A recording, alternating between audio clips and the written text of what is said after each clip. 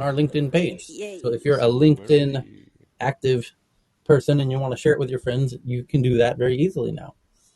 Where are we Uh, Woohoo. streaming now, dude? Like, so we're Clubhouse simultaneously with Twitter, with LinkedIn, YouTube, Facebook? yeah, I could do Facebook, but it would go to my personal profile, which I don't want to do. I want it to go to Ah, the Tech News profile.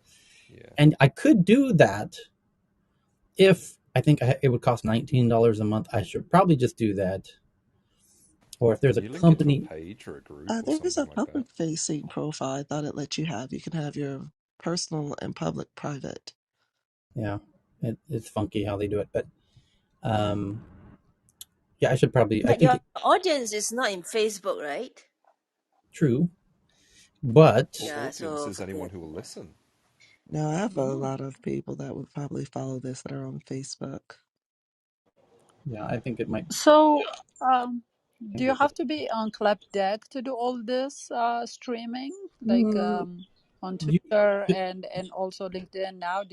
Can you do it from your phone? no, you couldn't do it from your phone. You need either Club Deck or a a Rodecaster Pro. Um, I think you would need one of those two things. And those things are, I think, on the laptop, on the computer. Not they are not apps on the phone. So okay, Yeah, Club Deck is pretty easy.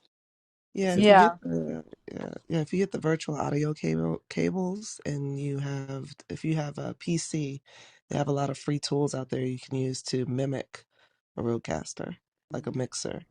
yeah, Yeah, I think I got in trouble because I was trying to download the club deck, but I got in trouble because I signed up originally to Clubhouse when I was in the US, of course, like anyone stuck there during COVID.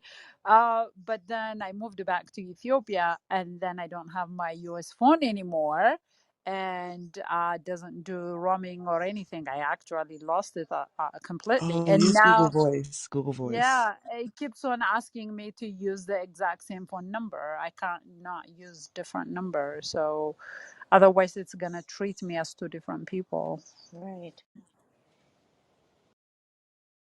I think I have to ask help with their admin people, Clubhouse people. I've been trying to do it. So Yeah, they haven't done that yet. Because if you say, for instance, switch your phone number out, if you want to change your number, you can't because the Clubhouse one, it won't let you change it to your new phone number. You'll have to set up a new account. I've already asked.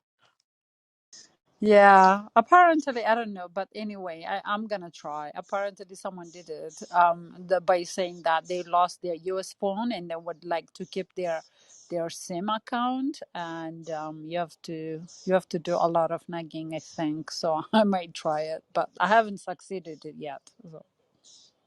Well, good luck. okay, 1 second here. Just Hey, got on a separate note, I want to thank you all because since I've been following you, I've enjoyed the overall discussion, and you've given me a number of avenues of things to read up on and round out some of my research on various product projects and initiatives. So, been kind of profitable too. that's great to hear. Thanks for sharing that. Um, hold on, I just announced my next Stockholm event 10 minutes ago, and I already got an email from someone wanting to sponsor it for this company. So, Wow, you want to pin it on top? um, yeah, could do.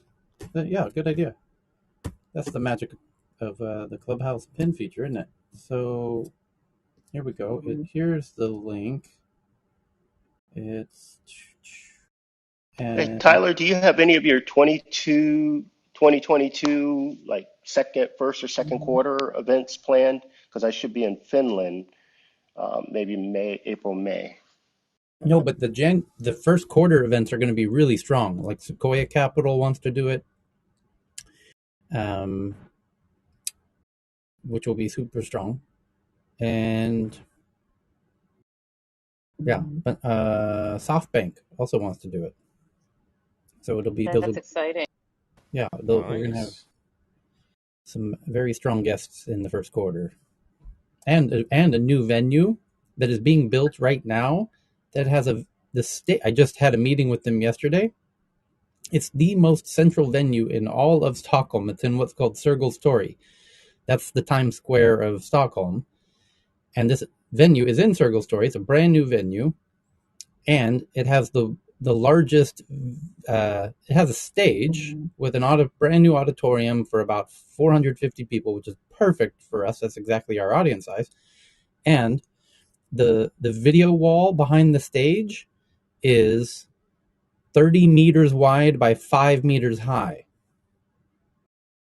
So it's even much bigger than the video wall they use at the Apple keynote events. And it's curved, a curved 30-meter wide, 5-meter that's high video wall. sexy. It's the largest video wall known in Europe. So it'll be fantastic for you know what I mean? Like you don't need a projector. It's a massive curving LED wall. Can you announce the date once it's available? Maybe we can arrange a tech news meetup there. The January one, you mean? We're going to have another one December 14th. January 1. January The 1 quarter will be after, somewhere in January 15 to January 30, somewhere in the because everyone comes back from the holidays around January 12, 13, 14. Mm-hmm. I'll have to wait for the December one. CES is in January, so I'll have to wait for December.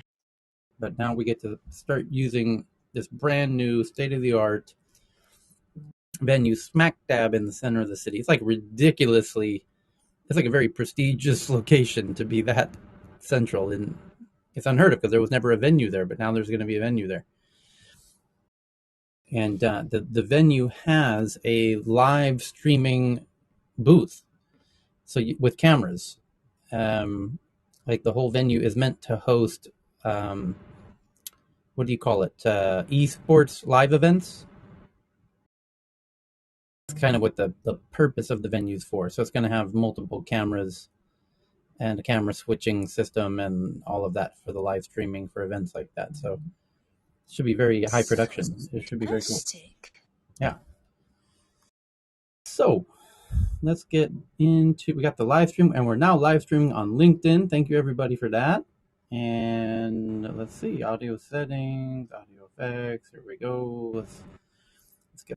Thank you to everyone for helping us get the LinkedIn live stream going. And now we get to do the news. Are we ready? Anyone have a Let's go. article they want to share before we get into the big popular headlines of the moment? Hey, I'm just excited that Apple is now selling parts. Now, granted, I don't know exactly what to do with it, but I've been wanting to tinker on some of my old laptops, so I look forward to it. And that was a CNBC article that I tagged you guys on Tech News. Okay, I was about to say, because everything's soldered onto the motherboard now. How are you supposed to tinker? I don't Coincidentally, know, that's the but top news. What's that? That's the top news, Tyler. Coincidentally. Okay. Oh, yes. Apple announces self-service repair, a program starting next year that will publish repair manuals, let customers buy parts and tools and more. The tech giant says it will publish repair manuals and allow everyday customers to buy the same parts and tools certified technicians and repair shops use. Good times. Why not make some videos? Oh, perfect timing. But that's fixit.com. If anybody ever tinkers with their Mac, that's that website, iFixit. They do Yeah, literally the I same thing, guess and you'll they've been have doing to it for agree years. that you've avoided your warranty if you want to take matters into your own hands, because they can't be responsible for your shenanigans inside of your Yeah, devices. yeah, well, but exactly. some of us have like multiple, like we might, like I've gotten new laptops over the years and just kept my old ones, and I'm like, you know what? If I want to pull something apart now and give it a try, who cares if I break it? But Yeah. it's only upside. Yeah. I Exactly. My changed old mine. devices that I want to update, upgrade, and tinker with and play with. Now I'm able to do that. So I'm really happy. About time. Thank you, Apple. I change my battery myself all the time. It's I very would cheap here. love It's to just change the like battery. $10 for the and like the previous iPhone's 8. So it's very easy to change yourself, even know how to avoid breaking the cameras. Hmm. Okay, next one up is from the Washington Post. That it's a two point article, two different articles, same issue. One of the issues was from yesterday, which is that the Wall Street Journal says they have sources that Activision CEO failed to inform the board about allegations of an employee that had been raped by her superior in 2016 and 2017, even after a settlement. And then the news today from the Washington Post is that over 100 Activision Blizzard employees staged a walkout on Tuesday, the second in 4 months, demanding CEO Bobby Kotick step down after a Wall Street Journal report. This story has been updated. So 100 employees, and I think we found to get a sense of the size of Activision. It's a very big company, and it's just to get a measure. How big is 100? Well, I think it's important to know how big the company is, so you get a sense of what percentage of people that represents. I My sense is that it's not a very big percentage of people. And it'll be. I wonder what's going to happen here. So they're based in Irvine, California, which They is have about 9,500 employees total. 10,000. Okay, so out of 10,100 is 0.1% or 1%. 10,000, 1,000 would be 10, 100 is 1%. That's about one. Employees at beleaguered video game company Activision walked out Tuesday following Wall Street Journal report that the CEO knew about sexual misconduct claims at the company and didn't inform its board of directors for years. I mean, more specifically, it was at one of the game studios that Activision happens to own. But the CEO was familiar with that and didn't report it to the board. And I guess a good question would be to ask him, why didn't he report it to the board? And it was implied in an earlier article that he somehow wasn't really familiar with it. And I wonder how likely that is. In a response to the story, a number of Activision Blizzard employees gathered in front of the campus at Blizzard Entertainment, one of the major studios that make up the Activision Blizzard family. Right, that's my point. So under Activision Blizzard, if we could look up on, for example, Wikipedia to find out how many different subsidiaries they have, because they have quite a few, like Activision, that's one company. Blizzard Entertainment, that's another. King, which are started by friends of mine. Treyarch, Infinity Ward, Major League Gaming, Vicarious Visions, Toys for Bob, Beanex, High Moon Studios, Demonware, Jumpstart Games, Freestyle Games, Omniata, Center Core, PDQ, Vivendi Games Limited, Activision Blizzard Ireland, Midas Player Malta Holdings, Digital Legends Entertainment, Midas Player AB here in Sweden, King, as I mentioned, Demonware, ATVI France, to name but a few. I mean, it just goes on and on. Holy Jesus. We're talking maybe 40 companies that are under this umbrella.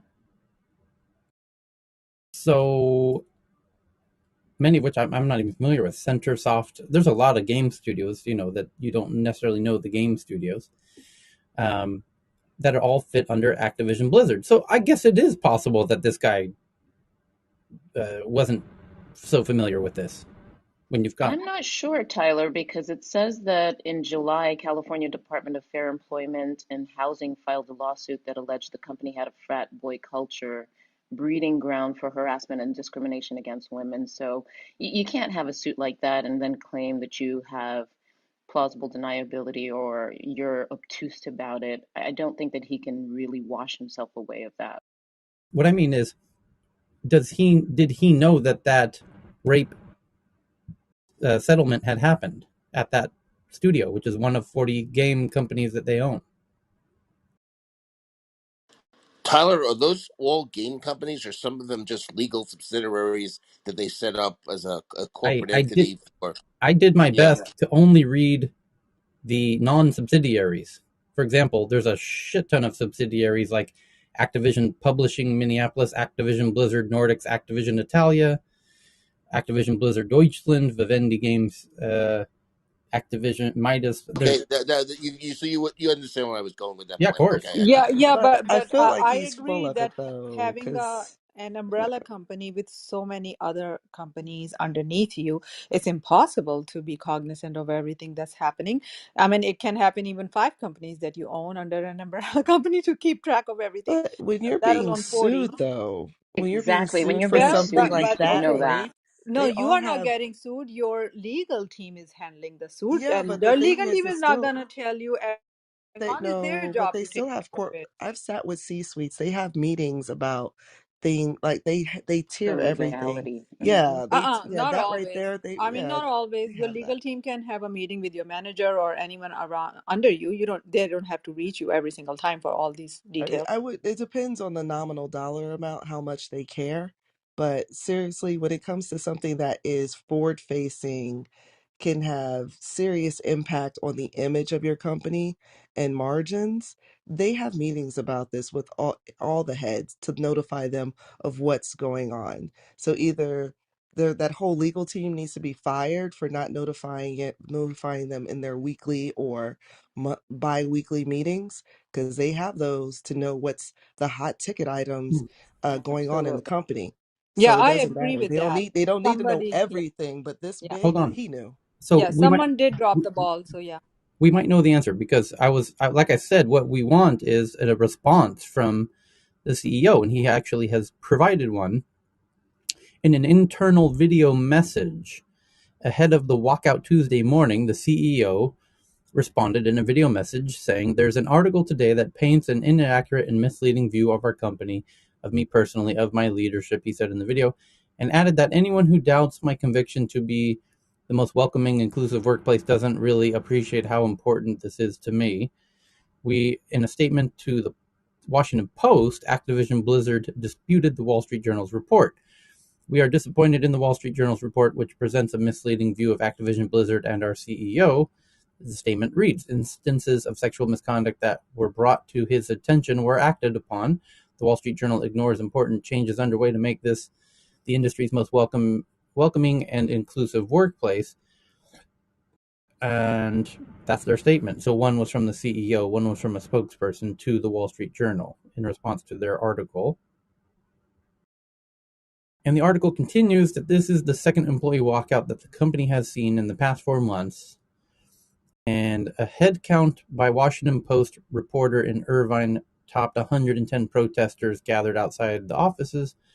Activision Blizzard staff involved in the walkout said the number reached 150, with as many as 50 more participating by halting work from remote locations. In a statement to the Washington Post regarding the walkout, Activision Blizzard wrote, "We are fully committed to fostering a safe, inclusive, rewarding environment for all our employees around the world. We support their right to express their opinions and concerns in a safe and respectful manner without fear of retaliation." Jennifer Gonzalez, a senior test analyst for Battle.net at Blizzard, first posted to Twitter that she was walking out and calling for the resignation of the CEO. "We all think Bobby's not leading like he should be leading," Gonzalez told the Post in a phone interview last week. "He's trying to do the minimum possible to get people off his back. I just don't feel that he's in touch with game development and having this weird crutch of exploitation of labor in this industry. It's just not how you make a good product." According to Wall Street Journal report, Activision Blizzard board of directors was surprised by the suit's allegations and that the CEO had not informed them of the full details. The article claims the CEO knew of sexual misconduct allegations at the company and in some cases fought to keep employees accused of harassment in positions of power while keeping the board of directors in the dark. But that's a rather strong assertion that would need rather strong evidence. I have a friend that I don't want to give his name because he is on Clubhouse and he's part of the game industry club. And we actually talked about this when this stuff came about in July. And he worked there and he was like, everything that was in the articles about the frat boy culture was true. And it was unfortunate. But, and then they groom the younger generation who's just coming in from whatever, because they're geniuses in their own right. They're repeating the cycle by teaching them as well. So I don't know what that CEO is talking about, but he, it's just unfortunate. I hope it gets better. My question is that was he um, cognizant of that culture He or that became more, grooming that he was was there when he was a bit happening? young, and when he got a bit older, he was more cognizant because there's some No, no, pretty that young. okay. So being association is not the proof of a crime. Maybe he's there in the same space and part of the company, but is there any proof Oh, that you mean the can shed CEO? light that he was made aware of the situation, and he chose to ignore and not take any action? That's the right question. Because that's what they're But they just insinuating. said that though. No, That's what they they're did not. saying. But they don't. Mm-mm. Of Well, course, they they don't. said they kept the developers who were accused, they kept them on board. So that means they That's kept them that's what hired. that's what the Wall Street Journal So is he was not accusing them of. informed. But they don't have any evidence of that. That I would love to see evidence of it. That's what I'm saying. Exactly. People say all kind of stuff, like prove it, show it that you were debriefed, that person was sent email, and then he chose to Right. take no action, and he said, Or "No, I'm not was going to this do like a anything lower about it," or level whatever. manager who decided to sweep it under the rug and not let him Exactly. know? It's most of the How time high those up did this employees who try to complaint go? prove their worth by taking care of stuff and keeping the head of the whatever uninformed. But we I know think that the culture ignorance isn't, doesn't, you know, let you go. You should know what's going on with your company, period. Yeah, So you but we're can't talking. feign ignorance, We're sadly. not talking No, no, about no, a. no. It's It's also not a normal company structure. It's 40 yeah, different companies 40, with 40 40 different companies. No, I offices understand. in Yeah, 40 yeah, I different understand cities. that, but mm, I get it. Yeah, But With but at four, some The with point thing when is the now, state what is does he do suing when he you, finds out? What does he do? What action does he take when he finds out that this is happening? And if the action is swift and strict, that means once he's finding out, he's taking appropriate action. yeah, that's what I was going to say. At the point where the state's suing you, at that point you should know as leadership, and what are you doing about it at that point? Then you exactly. become accountable because you either choose to ignore the culture and choose to not change it, or you take action, either reactionary action or proactive action, but you take action. And that's what he should be judged on. I really don't see the evidence of him knowing it before, but I find it hard to believe that you can have such a culture without some of that trickling upwards. And mind you, I this think has been everyone going should on for read the article years. they can in the Wall Street Journal. It's quite detailed. It's a big article from yesterday, and there's some other big articles that preceded it. But that article yesterday is somewhat detailed. You could believe it or not believe it or whatever. But this it's just not like a blurb. So I would read the article. And remember, this has been the one going thing on I for years. yeah The whole diversity thing has been going on for years in the gaming industry, between whether it's the gamer, young ladies playing video games, because I'm a heavy gamer myself, or just women trying to develop games. This has been going on, this isn't just new. So, I mean, I'm sure he's cognizant of the environment of the gaming industry. I mean, we all are. the big challenge for me is when everybody always goes only after the CEO. And Sharon, I totally align with what you were saying too, especially once the state got involved and also once there's a settlement, everybody at a certain level should know, especially when there's a payout. But my greatest concern with all this has always been not the CEO. Yeah, go after the CEO. But when they keep these jerks in these roles, it sends a message and it stays. And so the question is, once he found things out, everything what Sharon said, but also what did he do with those who are involved and those who didn't follow up. That's HR, and that's also the people who have been covering for these bad actors. We never solve any of this because we never take out the people who cover for the bad actors too. Just my 2 cents after seeing this stuff for.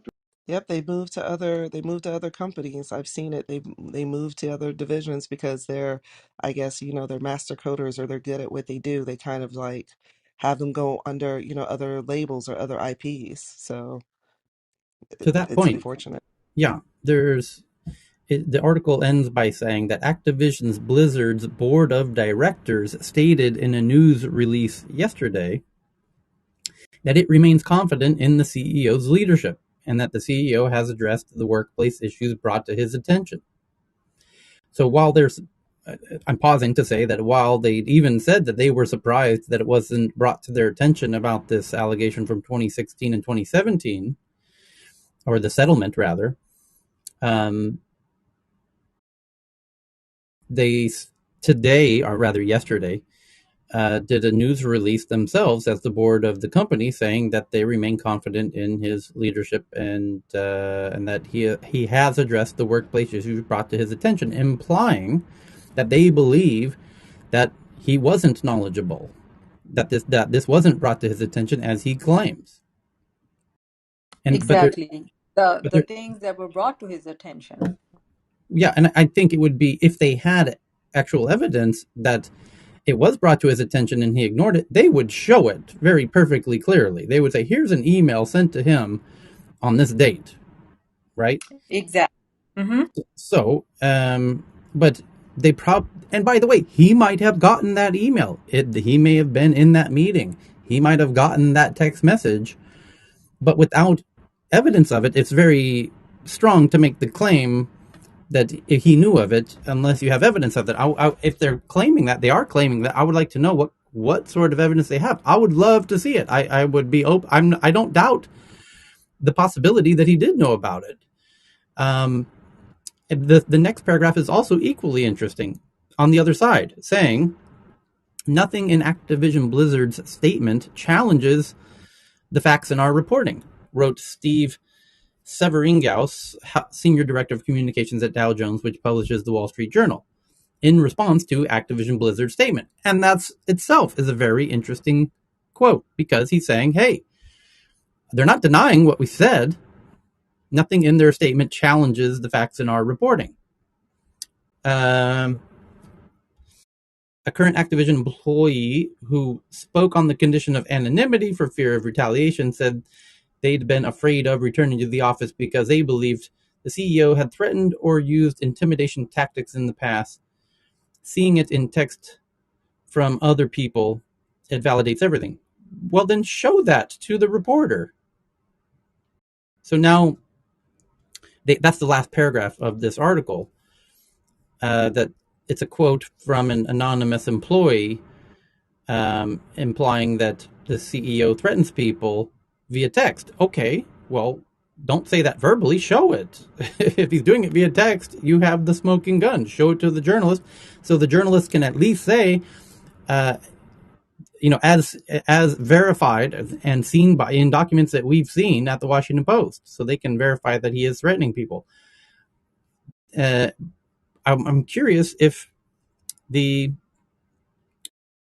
Wall Street Journal is correct that they're not challenging the facts in the reporting. Because when I read their response, it did sort of seem to counter, maybe not on a factual basis, that it said we're disappointed in the Wall Street Journal report, which presents a misleading view, but they're not directly challenging them. Okay, I guess you can take that as a win that they didn't challenge you directly on your points, and they just said that it's misleading. But when you're writing a hit piece, I don't think they're going to engage with you in a goodwill argument because you have the platform of publication. They don't. So they're not going to engage with you in a debate on your own platform. There's an article that,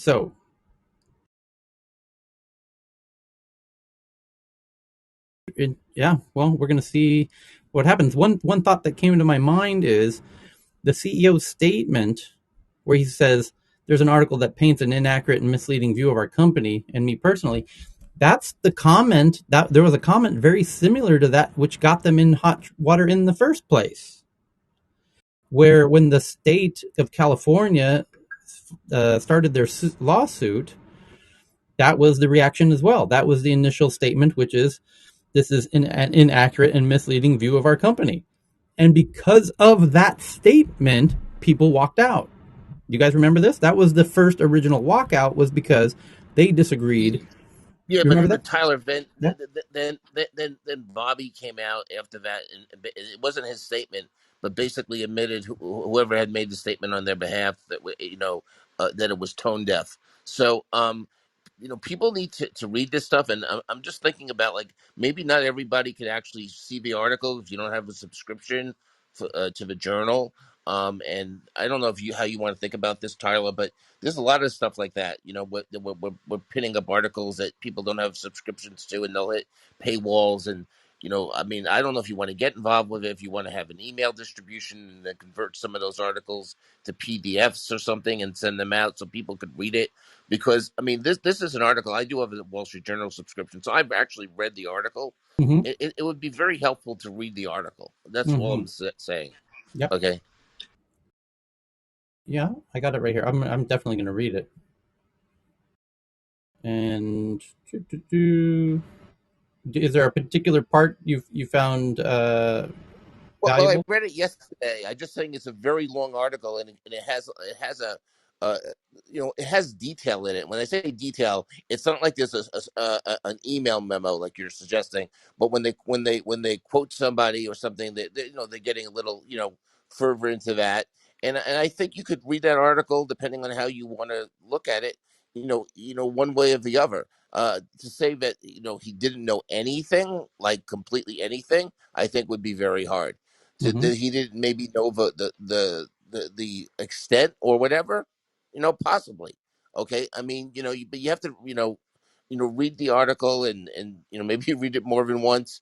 I'm just saying, but there's a lot of speculation going on in this room from the people, I Yeah. think, making general comments about the way corporations work that are not specific to this, and you should just read the article and take it in and make your own Yeah. judgments. And there's other But is articles but that is but is this room supposed to sorry. be those who are thoroughly researched everything? Or are we just catching things top line and having general discussion? And That's what those I'm who want to saying. go deeper, The again, latter. those who want to go deeper can go deeper, because even though we're talking about this company, it is this is just an example of others, and that's what I'm kind of gleaning from other people here, not just about this gentleman. Just my two cents. Okay. I'm going to read it, and then because there's going to be more fallout. I mean, this is not the end of this by any means. 100%. This is Right. going to be a big blowout, and the Right. So stocks are already showing that. right. So I recommend, for those who can, I would recommend reading the Wall Street Journal article that's leading to this, and it reads like the Facebook files, uh, where it's the headline itself says Activision CEO Bobby Kotick knew for years about sexual misconduct allegations at video game giant. Top executive didn't inform board of some reports, including alleged rapes. Company faces multiple regulatory investigations. And then the story begins. And you can listen. It's an 18-minute audio version of it. So it is rather long, but probably not boring. So I'm going to earmark that one. I'm going to read that one as soon as I get a chance. And because no doubt there'll be more about this in the days to come. So put a pin in this one, to be continued. And for those who want to deep dive, let's deep dive. I want to deep dive on that one. I'd love to know more about that. And the next one is from Bloomberg. It says that Amazon tells its UK customers it won't accept Visa credit cards issued in the UK starting January 19, 2022, citing high transaction fees. Holy smokes. Yeah, that was a huge one. Wow. Wow. I'm Wow. not sure it's as huge as maybe you guys think. Most people in the UK use Visa debit, and Amazon is not getting rid of Visa debit. So it's Uh-huh. only the credit transactions. All right. Uh-huh. So most people, when they go out, they use Visa debit because there are additional fees when you use the Visa credit card. So if you go to Sainsbury's or if you just buy anything, then there's an additional cost if you use. I mean, it's small, but an additional cost if you Because use your credit card.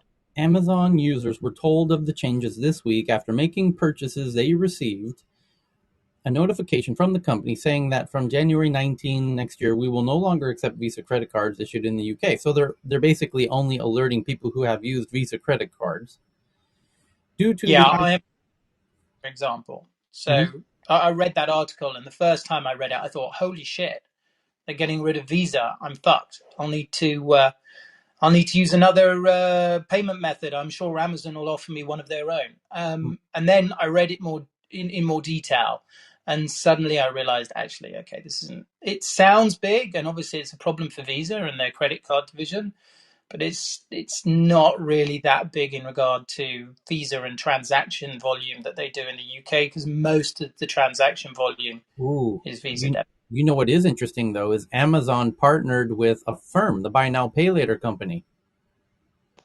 Exactly. This is just a stepping stone. That's why I said huge. I don't care about just the one thing. If they can Yeah. make a move on Visa like this, where will it go next? That's Well, here's what Oh, this is a major shot across the bow. I mean, the ramifications downstream of this for shifting from, credit card margins going to zero, this is going to have ripple effects very far, very fast. the Yeah, exactly. agreed. I mean, here's my point is that a firm, which is a buy now pay later company that did a partnership with Amazon. so after um, what was it, 6 days, 60 days, to the sort of buy now, pay later digital model. right, So I suppose there's some inference in that. But right. in regards to general volume, most people pay, from their bank account. And so I don't see Amazon until they become a bank themselves or they partner with a bank. I don't see them wanting to put barriers in the way of people paying directly from their current account, which is where most of the volume is. But they might. I just want to add at a point here. I think this one of the key things is every single big tech company is moving into financial services, and they're all either doing institutional partnerships behind the scenes. For example, Apple Pay and Apple actually offers financing, but they don't have to be a bank to offer financing. Their partnership is with Goldman Sachs, institutional side that powers who are fully regulated and fall into every single regulation. So Apple doesn't have to be. So in order for some of these tech giants to really be act like a bank, provide similar services, lending, financing, wallets. This is particularly a digital wallet move as well, because anyway we're getting rid of plastic in general with crypto and a lot of other digital currencies. So this is pretty much kind of building towards that metaverse kind of a run up where all of these tech companies are pretty going towards the tokens. So I do think in order to provide any financial services, you don't have to actually be a bank, period. There are many different ways you can offer the exact same services. And given that Amazon's presence and the number of buyers they have for all kinds of things, they can very much come into that market by trying to eliminate other dependencies like Visa and other players in the market today as intermediaries for them. Wondering Amen. if because of the buy now pay later partnerships, where they just made an exclusive deal with a firm, if if for some reason they prefer that people use a firm rather than Visa, for example, um, that's one of the big worries that the credit cards have, is that this is preferable not only to the end customer but also to the merchants, and that's why these buy now pay laters are just exploding internationally, um, because they're an alternative to credit cards. I Tyler, mean, in the that US, we already use a lot of that, pay now. I mean, almost like everything that most people these days buy on Apple, they're not using a credit card. They're just using Apple system of financing, which is basically like buy now, pay later model. Or they're using a wallet, a digital wallet that's either owned by them or controlled by them or driven by them, rather than an external third-party vendor, at least on the customer-facing side.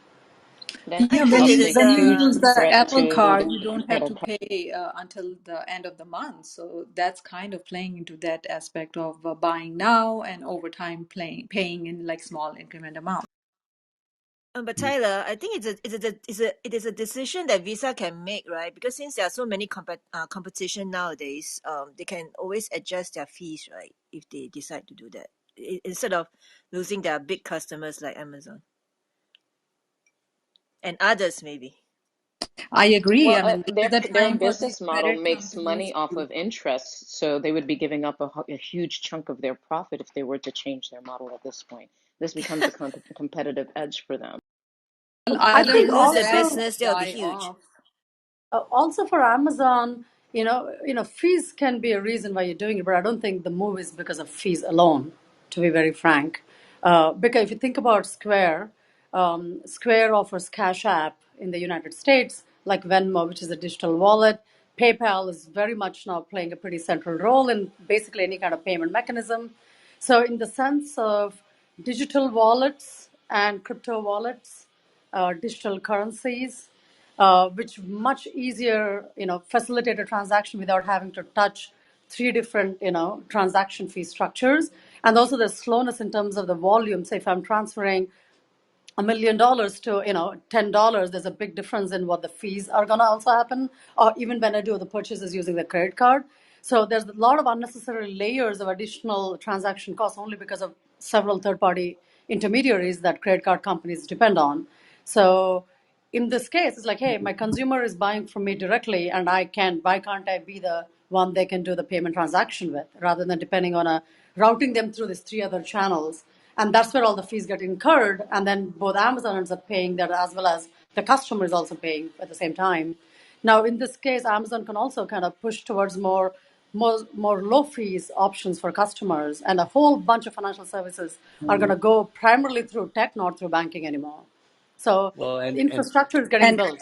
and if I may speculate, and if I have the permission to express my thoughts, I believe they are also going to collect all this financial data. So it's more about data collection than anything else. That's what I was thinking. Is they get more data from the buy now pay later? I think it was Anita who said it's not just the fees; it's probably a data thing as well.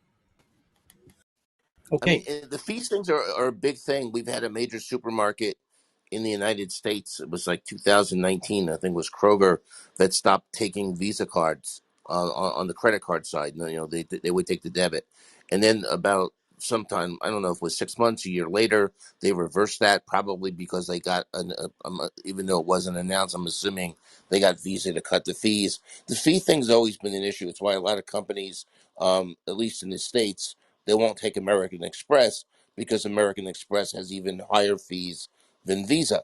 And American Express has always argued, though, that we've got the best customers. They've got the biggest accounts and they spend more money. So if you want that business, you'll continue to taking, Amex. And, obviously people do take Amex, but a lot of people, don't. But I do think that Visa and MasterCard, the credit card companies, because of Affirm and these other and crypto and everything else that's coming, they're going to be in this situation, and companies have been in this situation before, and they don't always necessarily make the right decision. Do you cannibalize yourself before the competitors completely cannibalize you? You could make a big argument, okay? And I was always surprised when it happened, but it did happen that they failed to do it. I was surprised at the cable companies in the United States, like Comcast, many years ago, when they used to have pay-per-view movies that were like $13, $14 a piece, didn't renegotiate their deals with the studios to offer much lower fees for pay-per-view, because otherwise it was obvious that Netflix was going to eat their business, because Netflix was charging the same amount of money per month for basically an all-you-can-eat as opposed to per movie. Now, had Comcast and the other cable companies figured out how to do with the studios, which also compete with Netflix, because Netflix is now a studio, had they figured out how to come up with a better model for pay-per-view before Netflix grew to what it grew to, Netflix wouldn't be as big as they are today. I mean, but they didn't want to cannibalize themselves. They didn't. They just looked like, well, we're getting a revenue stream off pay-per-view, and like if we cut the price or we rejigger the whole thing, it's going to be an immediate huge revenue loss. Well, now it's like a total revenue loss because they did nothing, and that's really the position that Visa's in. They're going to have to make a decision. Do we do it now and take the pain now, or do we wait till we're irrelevant? I mean, that's my view. And, Yeah, and hi. Visa's down 5%. Affirm is up 3% in the markets today.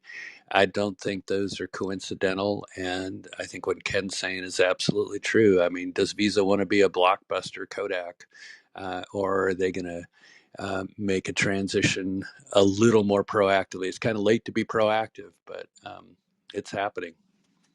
Hi, look, it's Simon in South Africa here. I've just seen talking about the disruption of the credit card companies. The largest retailer in South Africa, which is a company called ShopRite, has just launched a transactional bank account for all its customers. So it's already got 500,000 customers, and it has over 20 million customers throughout the country. So the credit card companies have better wake up, because you've got retailers now getting into their space.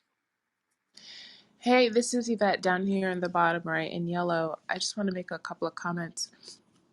One, not disagreeing about, Amazon having other reasons why they're doing this, but also want to point out that Amazon is focused on profitability, and they were, in a way, they weren't before. I think it was about 2019 or 17, the first time Amazon as a company realized actual profit for the year, and since then they've been focused more on profitability. Another example is in the UK with the Amazon Prime subscription. If your purchase is less than £20, you no longer can get free shipping. So what they're doing is basically saying the small purchases that are high cost for us, we're no longer going to ship those for free, even if you have a Prime account. So that plus this definitely show a move toward profitability. And then the second comment I was going to make about, Ken, and what you said about the cable providers. So at that time, I was working as a consultant for Verizon, one of the largest cable providers, and I helped launch their first product where you could watch TV not on cable. And I'll just say, frankly, across the industry, they didn't really think that Netflix and these streaming services will become what they are. So, within the industry, often if you're a giant, it's hard to see the amount of disruption that's going to come. And so, there is a huge likelihood they're not going to cannibalize. But I think the bigger question is not whether or not they're going to cannibalize their existing market. The bigger question is whether they even believe the size of the upcoming disruption that you guys are talking about. I'll land my plane there. Can I share some data here? Sure. Visa is still the cheapest. Visa is still the cheapest network provider in UK. They were charging 1.15%. They just gone up to 1.45, which is still, and Mastercard was charging way more than that from before as well. And Amex is still charging around 1.65% there in the UK. I'm not sure why the others are not banned and why Visa is getting banned just because they increased their price. That too happened in just last April. So still the cheapest network provider in the UK, Visa. I don't think it has to do with the fees. Honestly, I think that they're setting up to do their own buy now, pay later program, which will then feed the data and bolster their ability to profitize. That's exactly where they're going. So, just to jump in, this is Raghav, and thank you for sharing the interchange fees. I was actually looking it up as you were speaking, and I think that's a important thing, that interchange fees, typically Amex has been on the high end. So if Amazon seeks to actually be a bank, it will come under very different regulations. So they've typically done tie-ups with other banks to offer their own. So if they want to do any kind of a buy now, pay later and carry the balance on their books, they have to have a partnership with the bank or try to become a bank themselves. It is far more complicated than simply using the data. They already have data on people and their buying habits. So this is not going to give them a whole lot of more transparency into people. It'll only give them ability to earn the profits from carrying debt on their books. Thank you. I'm done I speaking. imagine, and Johan might know, or the Scandinavians will likely know, the that the buy now pay later models reduce shopping cart abandonment, or they have a higher checkout percentage than without it. So I imagine I think that's one of the major value propositions is they can reduce the amount of people who leave the website without doing their purchases. So that could be another. There's several factors, but it's a really interesting move, and I think we're going to see more of this. But my hunch is that buy now pay later's, and you're right. I think Amazon themselves will likely get in. Well, they just did this thing with a firm. They might buy a firm. That would be crazy. Anyway, Maybe Amazon. they'll buy Visa because Visa. I mean, I worked in this space for a number of years. Visa and Amex and all of the credit card providers, they understand better than anybody else how to manage bad debt, credit card debt, and they have decades, 50, 60 years worth of experience of doing that. So as Amazon disrupts, maybe they buy the Visa business so that they can then understand in more detail how you manage and reduce bad debt, which is a problem at Klarna and a problem for most of the buy now, pay later providers at the moment. If you look at Klarna's latest figures, bad debt, non-performing loans is above 10%. So it's that's the big risk, and I agree with the previous person who commented that I don't think they'll make a move to go into to banking, because why would you monetize that? That's heavily regulated. The interbanking fees, the interchange rates are like regulated in the UK and across Europe, and in the US they're like 0.2 or 0.1%. It's tiny. There's no real profit in that. So let the banks be the banks, keep them with their current accounts, and then take over everything else. Also, I Is think there that a there is budget of also a loyalty? general, if I may just make a very quick comment here. I think the way we know banking today is not going to be the banking of what the future of banking is, because banking today is a very bundled, under one umbrella of regulation. As a custodian, as a primary license and a money transmitter license, they offer like 1,000 different financial products. Each one is a separate service, and separate service has separate transaction fees. And the transaction fees, of course, in the whole network of providers that actually come into play, either they themselves do it or they have third-party relationships. So banking as an institution, financial services getting unbundled in every sphere in the way we're actually looking at it. Again, that's where the tech plays a pretty significant role in terms of, do I need to have a custodian license or a money transmitter license? The number of licenses a particular institutionalized bank today has, whether it's in the United States or international or a regional or a community bank, it really depends on what financial products that you offer and what kind of licenses and regulatory requirements the providers, the ones who are working within the banking environment, including employees, need to have to be compliant. And a lot of that is getting unbundled. That means we don't have this gigantic conglomerate method of one provider offering every single need of me on the financial wealth management or everything else. So there would be a massive unbundling of what we consider banking today, and some may not even need the regulatory approvals and the licenses that we are envisioning. So I think that's where it's getting to be really interesting. And the case in point is a Coinbase.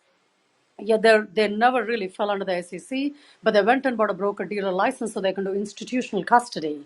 That's the only reason they bother. Otherwise, they really don't need SEC approval on many of the things that they did before that as an exchange. So we are seeing there's a general shift in what we consider banking today and then how it is regulated to the services that they provide. And can you do that without the banking infrastructure is also something that's massively happening. And that's a big shift. That's a big disruptive thing that's happening in what we consider the financial services industry as a vertical, the way we define it today. Because part of services, anyone can now provide services. Some may require regulation oversight, some may not require regulatory oversight. So that's going to be quite interesting to see how the next decade is going to pan out on that. Yeah, my only concern with you keep on saying unbundling, but unbundling implies more choice. I think here, if Amazon starts to become a bank, then Amazon is your retailer, your banker. They're providing you debt services. Maybe they're providing you mortgages. Maybe at some point in the future, 10 years' time, they're providing you healthcare. So what happens then? There's total control. So actually, even though you're talking about in the short term more unbundling, so greater choice, in actuality you won't get that, because the only companies that can truly move into the banking space would be the big tech companies with, you know, the $1 trillion valuations. So I'm not saying that it's not going to happen. I'm just saying that sort of world is a sort of dystopia. I mean, it's like, Christ, I can't afford to pay my bill. Shit, everything's cut off from me, my healthcare, everything, because I get all these services from a single provider. So be careful what we wish for. So before Anita, before you jump in, just if I may, want to say that Visa is a network. Visa is not a bank. Visa doesn't hold the debt. Visa doesn't manage bad debt. Okay, the issuer, the card issuer, which is essentially a bank, is the one that's going to manage the debt. So if Amazon is looking to taking on the debt, they have to become a bank, and a consumer bank, and they have cash balances. Perhaps they have lots of money, and so they can lend their own money. They don't need depositors, so they may not be a deposit holding bank, and just a debt bank. It's possible, but I think all of that is maybe many chess moves away. The most current move is basically saying, look, Amazon doesn't need the kind of network presence that Visa is offering, not at this price. Thank you. I'm done speaking. I think it's all about brand loyalty. Whatever your affinity is, whatever a brand, whether it's Kroger.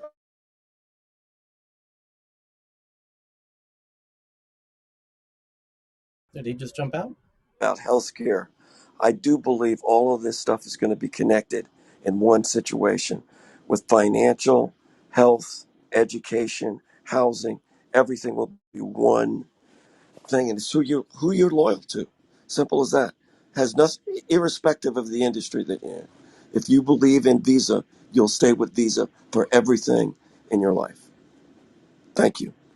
Okay, so next up is the Los Angeles Iconic Staples Center, where it's the major sports arena in downtown LA, to be renamed Crypto.com Arena in a deal worth $700 million for 20 years. Yeah, if I could make some points on that, Tyler. I mean, Yep, Cheryl might chime in because the article said that Crypto.com is a company out of Singapore, so I probably will let her chime in on that if she knows about it. But a lot of these arena and stadium naming deals, they sometimes have a really bad correlation with how the business does. So, if you think about, like, if you remember back in the internet bubble, there was the PSI Net stadium with the Baltimore Ravens play, which is now named after a bank. There was CMGI somewhere, I forgot where their arena was. A couple of airlines that went bankrupt, like America West, Enron Field in Houston.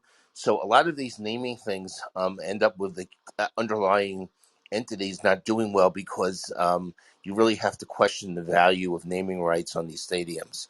I mean, it's not always the case, but it's the case a lot. Anyway, thanks. sure. Should ask. I agree with you, except Staples is nearly out of business. And that deal was done in, 1997. And it's just the times changed.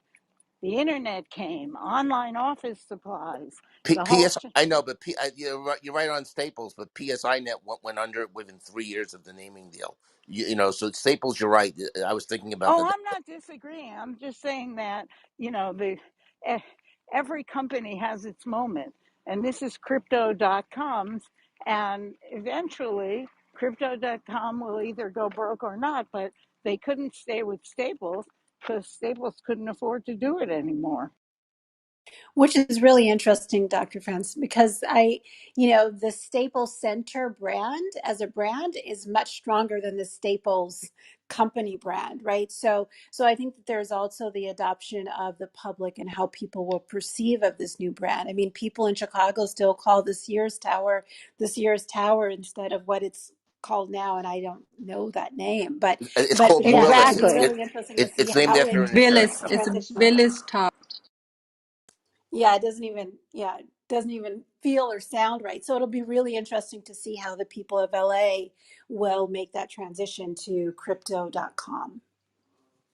I think having lived a few blocks from there for many years, the I don't even associate Staples the store with Staples the arena. Like they seem like two separate. Exactly.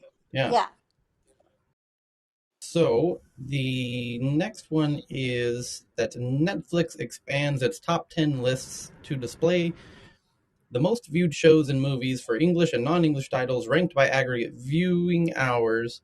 Netflix says it heard the complaints about how it cherry picks the self-reported data it releases about content viewed on its platform.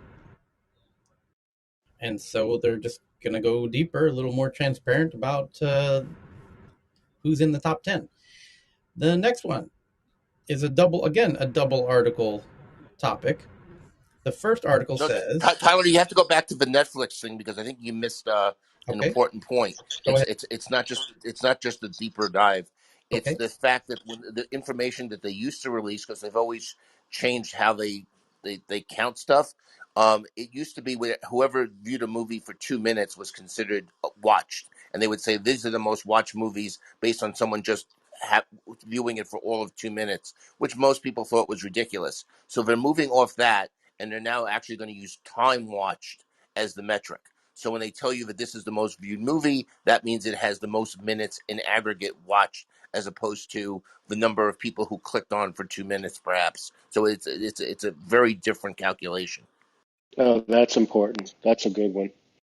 Yeah, that's slightly misleading metric because there are different movies with different length. I think if there's a movie with 1 hour to 20 minutes, what actually they can better do is to have that percentage watching. So if the user on an average have watched it for 60 minutes out of 120, that 50% ratio would work best. But otherwise, it's unnecessarily loaded against short tenured movies, like short time movie. You're correct about that, but it's still what they're doing now is vastly better than just saying if someone watched something for 2 minutes, they can't consider it viewed. So it's an improvement over what it was. Okay. Let's see here. Does somebody have one so I can do a little bit of multitasking? I got the next one here. It's a double story, two articles. One article is that Facebook, known as Meta, details a new haptic glove prototype that uses air pockets to simulate touching objects in VR. So you can pet a dog, hold your mom's hand, fire a gun, do all these things with this haptic glove. So you can feel things in this virtual reality. And has been and they interestingly they make a point to say that they've been developing it for 7 years, because the next article is the CEO of a company called Haptics, spelled Haptx, developer of haptic gloves for VR, says that Facebook's prototype is identical to tech it claims to have demoed to Facebook executives. And looking at the two gloves, I believe him because they even look. It would be hard to make them look more similar. I mean, it's kind of stunningly similar, and Taking it's Facebook's history, I believe them. right. And that great point. This is why you don't. This is why it's important as a company to be trustworthy, because if you get this reputation that unfortunately Facebook has of kind of screwing people, then people don't give you the benefit of the doubt in a scenario such as this. Um, Apple tells you straight up, don't show us correct. anything that Correct. you don't want us Correct. to reverse engineer. Don't show it to us. Yep, exactly right. And we had a friend of mine, Ellen, who came into this room, and that this happened to her with, believe it or not, with Apple. And she showed her device, and then the new Apple AirTags are nearly visually identical to her device, which I was one of the first people to ever see. Jesus, back in 2014, and it serves the same purpose essentially. Looks identical, and she did show it to Apple, and in fact, she had a rather senior Apple person, kind of, helping her with the device, and it's these things happen. But one way, here's the tricky part: is this company says they showed it to Facebook, and there's a huge decision at that moment, which is, do we force Facebook to sign what's called a non-disclosure agreement? So, and acknowledging that they've been exposed to it, and which would prove, a record that they, at this day, at this time, we had a meeting and we showed them this, and they're not allowed to talk to anybody about it. And I imagine Facebook, like Apple, would absolutely, just on, by the way, investors, VCs, even angel investors, absolutely refuse to sign non-disclosure agreements because they're exposed to so much stuff that if this would be a problem on a regular basis, because you So would have. Tyler, do you think it's just unethical, or do you think it's illegal too? So what do you think in a case like Well, this? Because this, there's a boundary, right? the good news is this startup called Haptics claims that it's patented, which means it's Ah, civil. gotcha. It's It's illegal. illegal. It's illegal on a civil basis, and if so, maybe great for them. Because Great I payout. right, I imagine if you could get a court, um, that a jury would award you more than Facebook would pay you, because you could get a jury who hates Facebook to award you incredibly handsome amount for for this. Um, by the way, just showing the two photos from the two articles, I've clipped them both. I've got them side by side on my desktop. I'm looking at them dead on. I can't tell the difference. I'm looking at the two photos side by side. I don't know whose is whose. That's how similar they are. And by the way, the haptic glove is a real thing. They use it in robotic surgery, and that existed way before Facebook announced Meta. There's a haptic glove that's used in robotic surgery. Yeah, Yeah, Da yeah, Vinci Robotics uses it. yeah. And here's the thing: is there's multiple different ways to achieve haptic gloves. This issue, with regard to Facebook and this company Haptics, happens to be about they're using a particular approach or technology called microfluid feedback, and it's a very unique way. You've got these air hoses and hydraulic hoses going into your fingertips that go into this machine that's bigger than your computer on your desk to make this whole thing work, which makes it all the more suspicious because even the machines on the desk look similar in the two photographs. So who knows? I guess to be continued. I don't see why they wouldn't just buy the company though. Haptics raised $12 million in new funding in July, and so that means Facebook could have bought that in a heartbeat Quite for nothing. easily. Yeah, even just to get the patents. And to Facebook's credit, they are never shy about buying things. And what would be interesting, and I get, is did Facebook make any kind of offer to buy this? And did I guess not, because the company would have said so. Okay, so the next one is that the new iPhone operating system called iOS 15.2 beta shows a new private sports kit framework currently integrated with Apple TV and Siri, so that it's all about sports, real-time sporting events and the sports scores for basketball, football, hockey, etc. So that you can ask Siri about sports scores, and you can talk to your TV about sporting events and all these kinds of things. The next one is from Vice. that they are saying that Israeli spyware company Kangaroo, which makes it easy to hack into laptops, essentially, recently was blacklisted by the United States about a week ago. We read those headlines a week ago. And it says they waged a watering hole attack on UK and Middle Eastern websites critical of Saudi Arabia and others. Well, Kangaroo sells this technology to places in the governments, and those governments, and maybe Saudi Arabia is one of the governments that's using it. That's incredibly likely because we already know that for example, Abu Dhabi or United Arab Emirates was using one of Kangaroo's sister companies, which was the NSO group Pegasus, and that the leaders of the UAE were even using it on his own daughter. So it's not inconceivable that that they're also using the laptop penetrating version, where Pegasus is more for penetrating iPhones, Kangaroo is more used for penetrating laptops. In any case, the essentially they were targeting people who were critical of Saudi Arabia. Well, guess who's interested? You think Canada cares who's critical of Saudi Arabia? No, not at all. Do you think Botswana cares who's critical of Saudi Arabia? Probably not.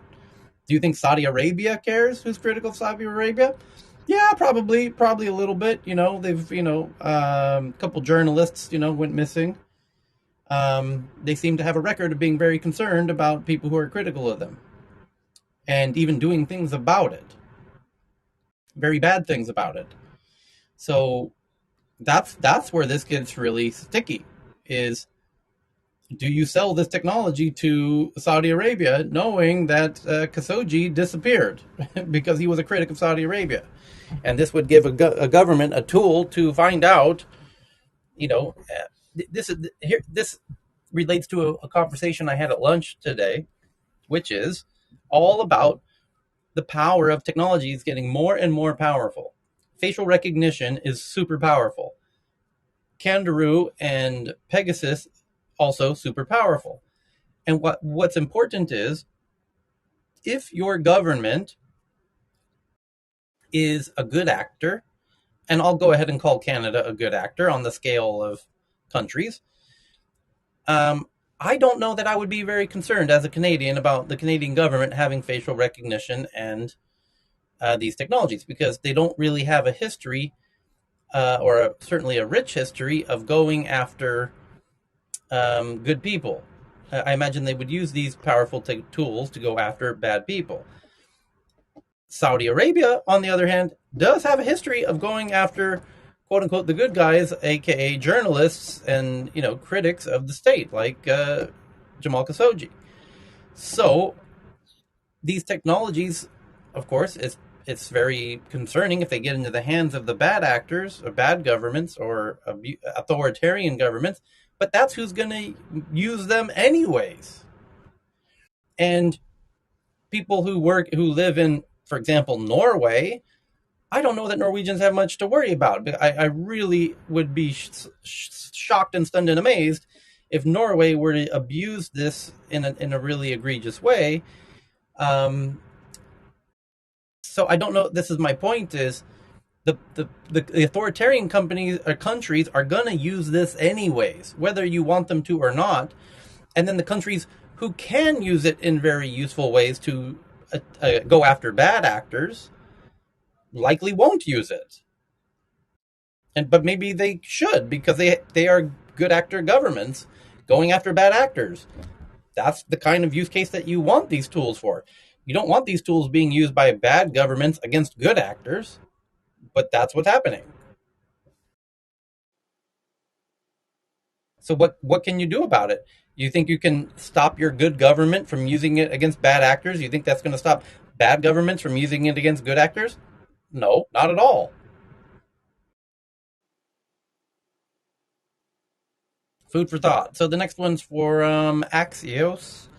They say they've done analysis. The top 5 most followed accounts on TikTok do not rank in the top 50 on Facebook, YouTube, Twitter, or Instagram. They're kind of just uniquely TikTokers. Big whoop. Okay.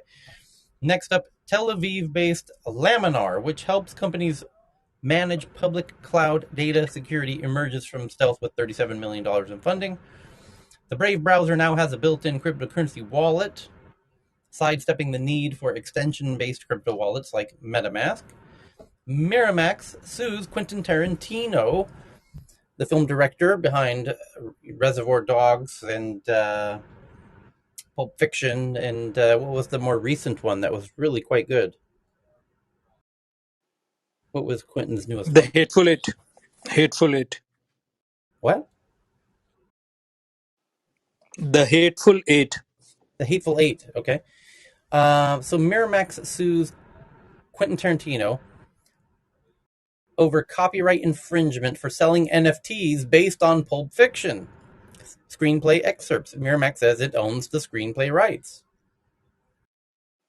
Oh, So now wow. Miramax filed a lawsuit on Tuesday accusing Quentin Tarantino of copyright infringement by selling NFTs based on the screenplay for Pulp Fiction. I think that makes the NFTs worth even more, I would assume.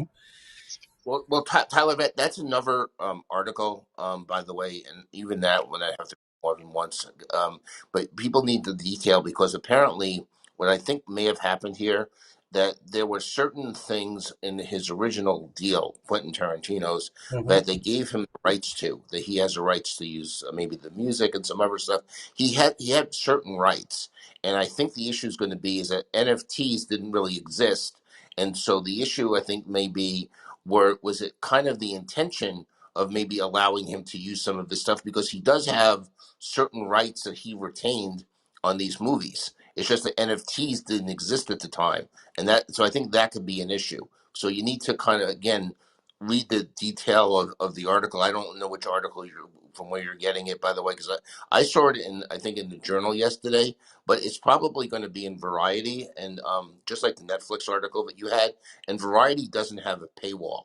So anybody can go to variety.com and read an article, and it may not always have the same detail. But again, this is a lawsuit that's going to really come down to, I think, the detail about what rights did he have be implied because of the NFTs didn't exist at the time. I know, Tyler, you'll bring up the argument, which is a good one.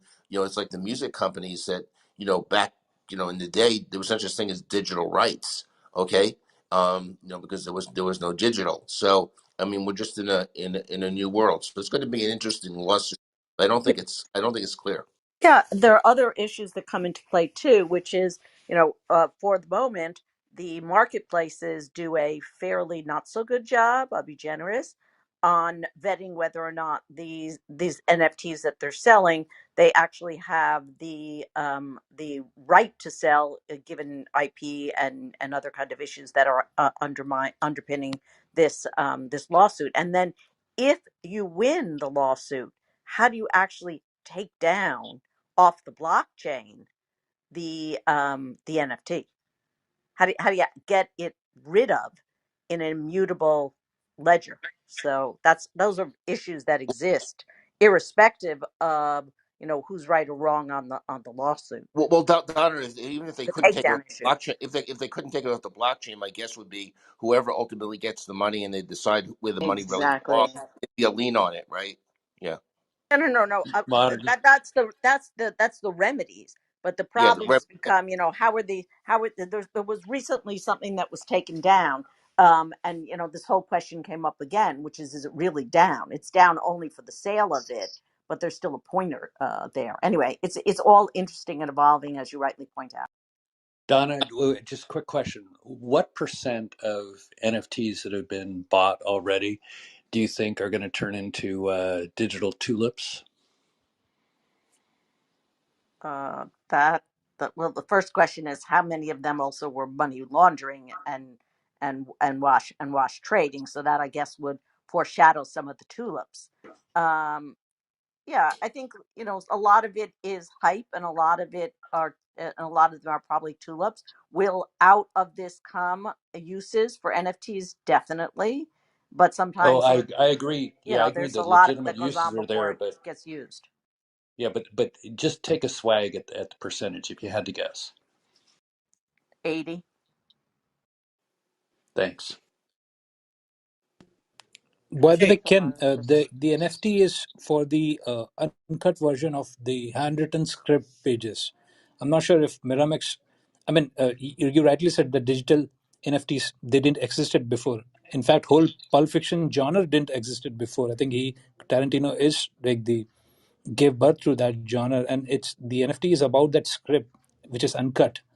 So uncut version. So would Miramax own that uncut? They should be just owning that what got showed in the movie theater. That not the whole It uncut depends version. what the contract is. I mean, there's all sorts of different contracts in Hollywood. So until you know of an underlying contract, nobody really knows.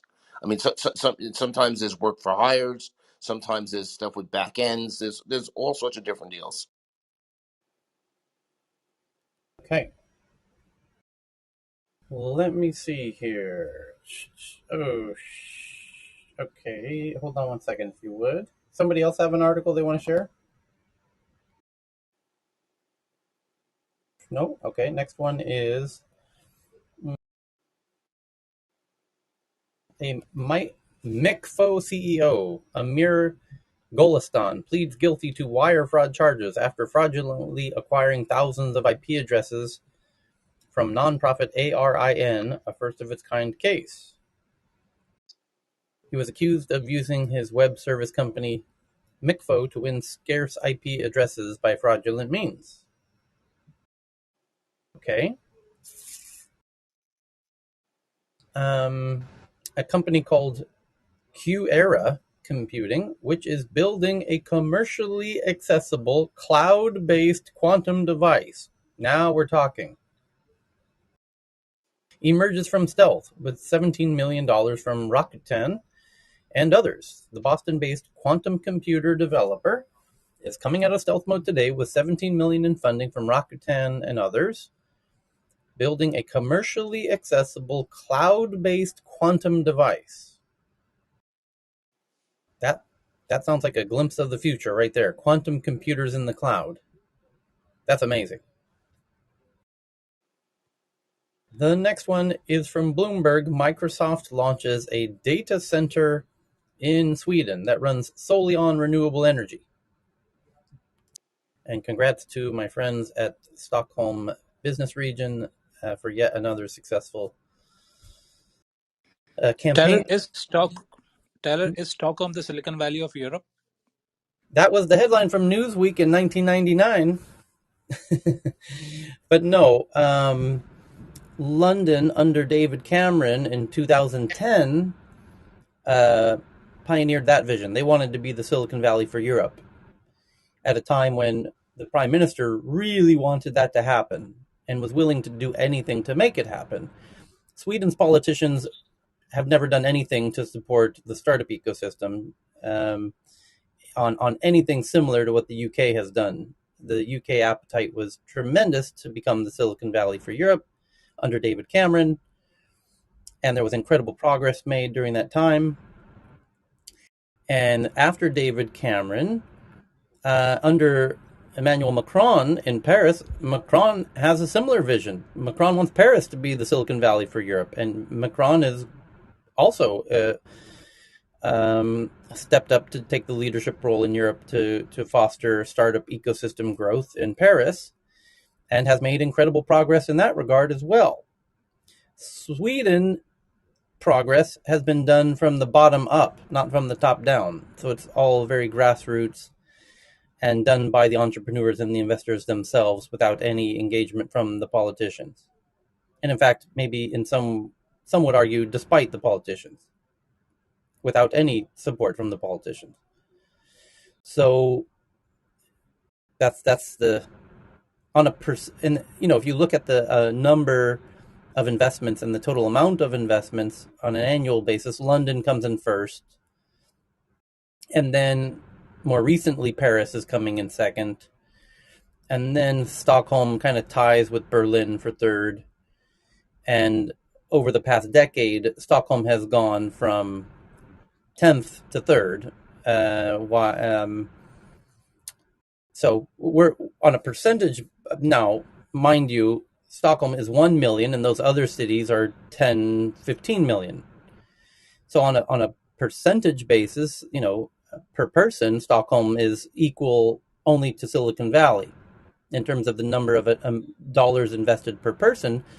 Stockholm is number one in Europe.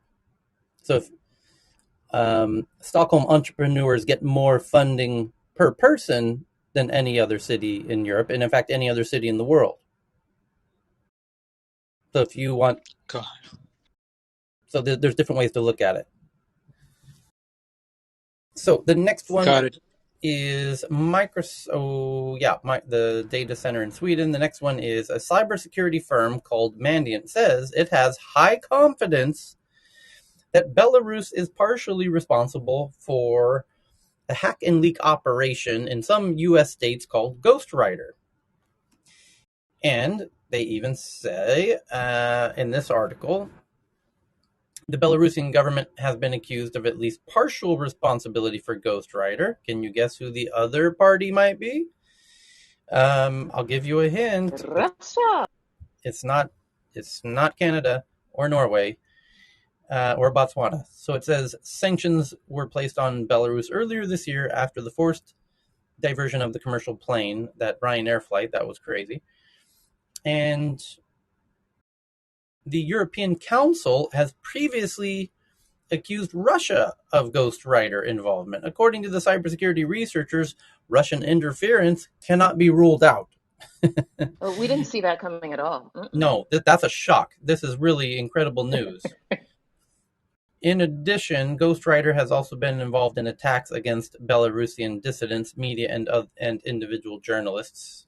And again, these are your bad actors who you don't want having tech, but you can't stop them from getting it. So, I'll just fill in the blanks for you. These are Russians that have relocated to Belarus, as I said they would do many months ago, and they have, and they cleverly disguise themselves as Belarusians and cooperate with Belarusians and to obfuscate their dirty deeds, so they don't draw more attention to themselves very intelligently. So the next one is, the New York Times.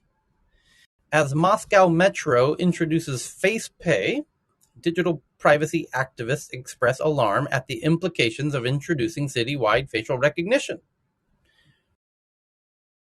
Precisely as I said, authoritarian governments are going to use this technology. Moscow's using it for facial recognition for everyone to pay for riding the metro. You just walk in, get on a train, walk out, and they charge you instantly from your face. It's called face pay. That's And of course, convenient. super convenient and super scary if you're a political opponent of Mr. Big Vladdy Daddy. And the New York Times really doesn't like this technology. The New York Times has written now many, many pieces on precisely this issue of facial recognition. So let's read the article and then let's reflect on the point I've been making, which is there's bad governments and there's, I would argue, there's a spectrum, of course. And you have more or less good acting governments, although it is a little bit binary in some sense. And there's good actors, good citizens, and there's bad citizens.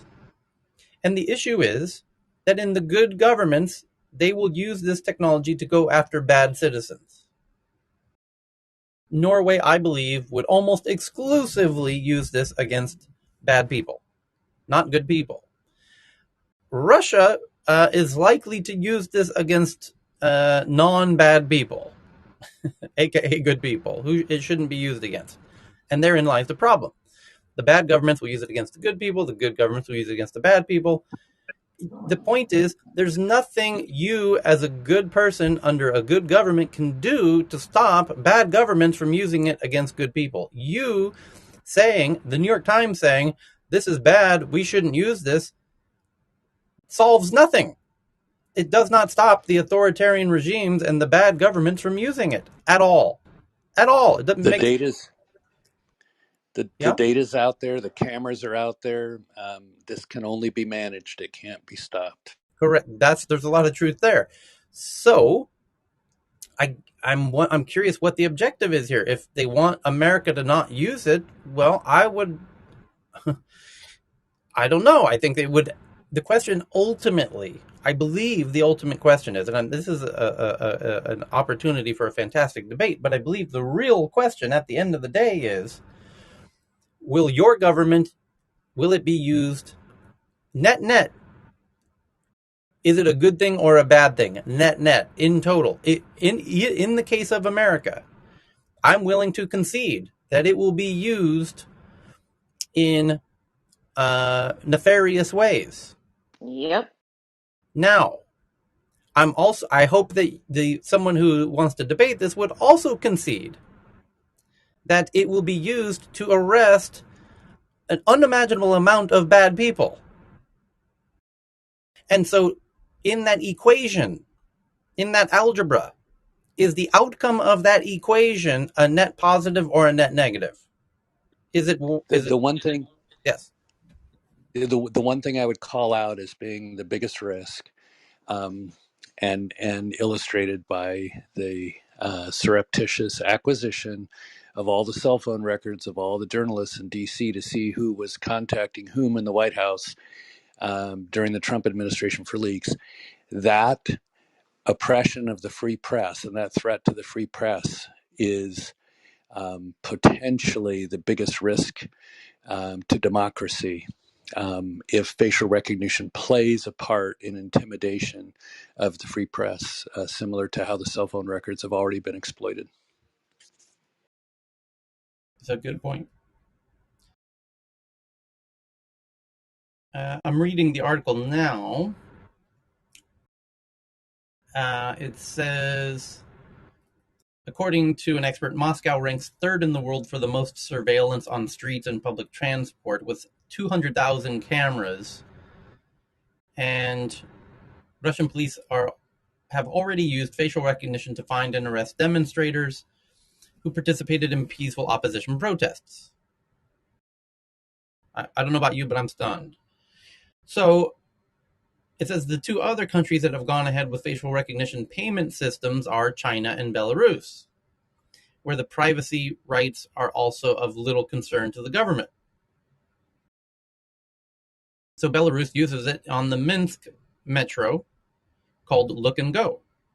Okay.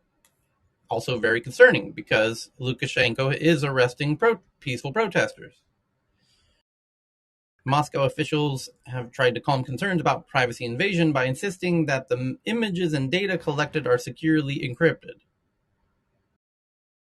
An agency, though, said they have uncovered evidence that the system is porous and vulnerable to intruders who can use the data and images for criminal purposes. Like what? Please be more specific. Privacy advocates are pushing for a more transparent system of control for this and other advanced and often intrusive technologies. We need to be sure that all of these innovations are used to help people, not harden them. Okay, that's a nice soundbite. FacePay is part of a broader set of efforts in the city to institute technological solutions. Moscow has the power in terms of finance and budgets, says Sergei Kamalov, a professor at the prestigious Moscow State Institute of International Relations. Moscow is the avant-garde, a test case for all different kinds of systems. And they go on to talk about smart cities and etc.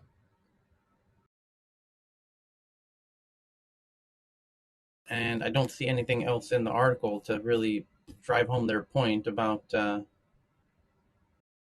double-edged sword. I guess it's a double-edged sword in Moscow, but it's gonna.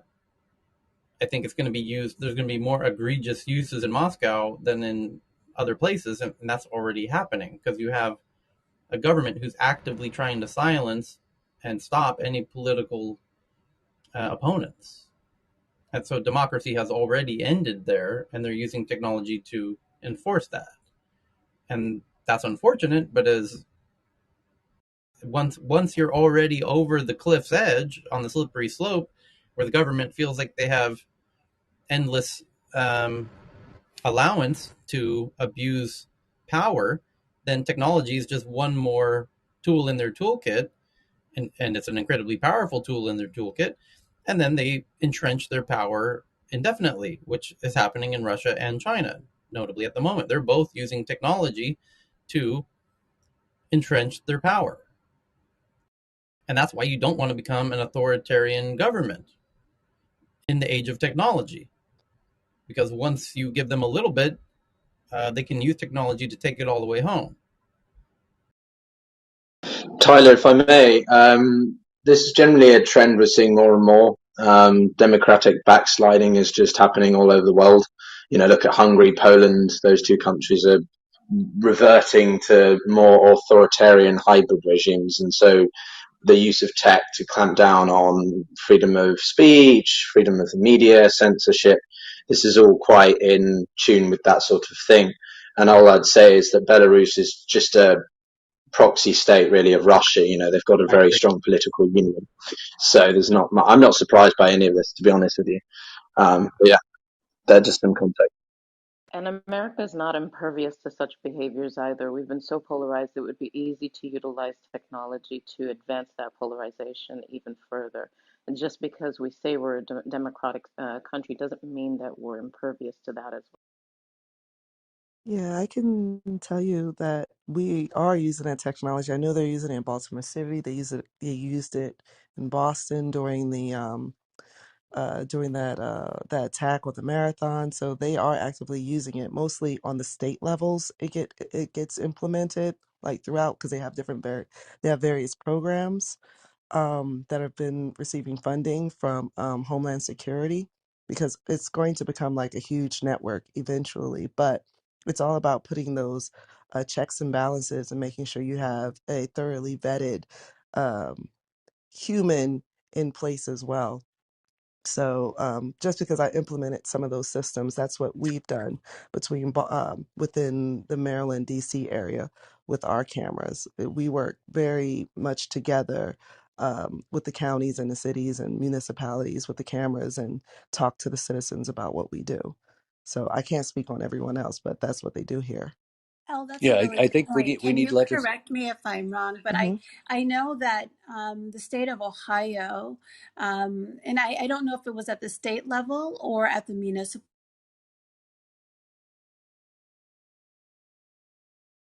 recognition, but I think that the policy would be quite similar with the traffic cams. You know, people were getting these tickets for running yellow or orange, maybe red lights, speeding, etc. And they actually fought, so there was a coalition of people that fought against it, saying that it was an invasion of their privacy. And I know that at least 3 cities took it down. So like I said, I'm not sure that it was on a state level or if it was just a series of municipalities that followed suit. But, I would see that as being a pattern with this technology as well, just given the various jurisdictions.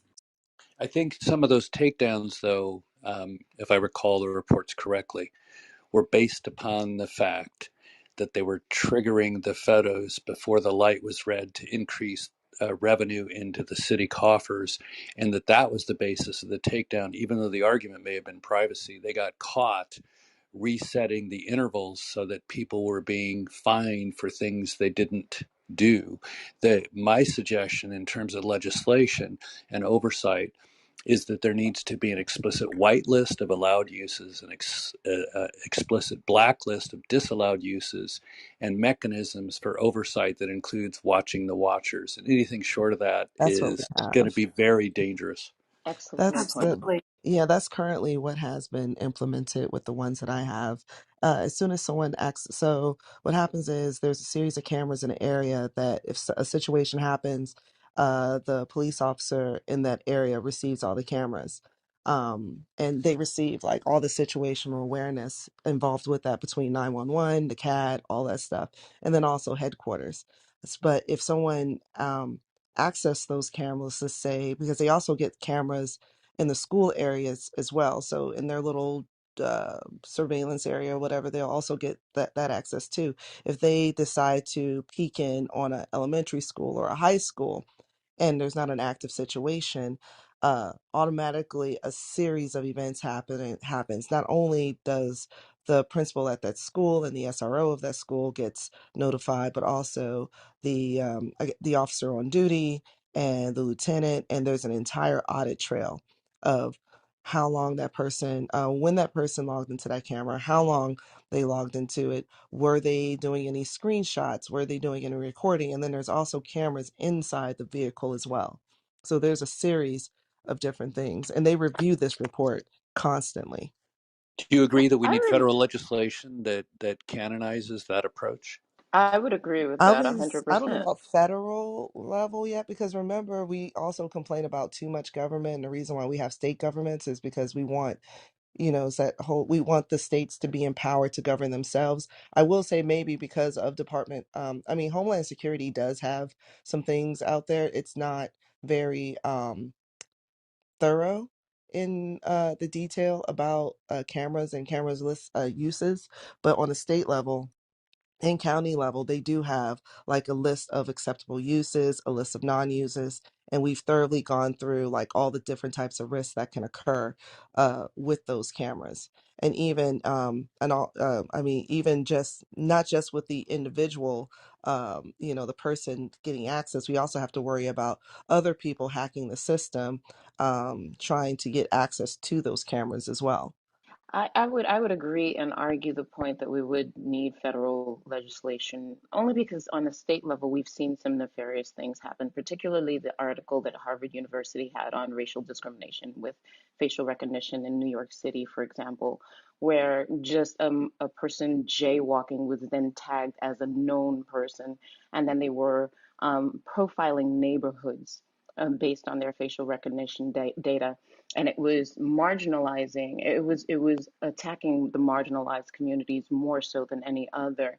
So that sort of inference shows you that you need a broader policy to show exactly how that's used. More importantly, I do know that New York Times also wrote an article on how the state tried to override that by writing rules on facial recognition, but still they're not hitting the mark on fairness and equity on facial recognition. So yeah, there are ways that states can use the tool nefariously if they're not sort of watched by federal legislation, I think.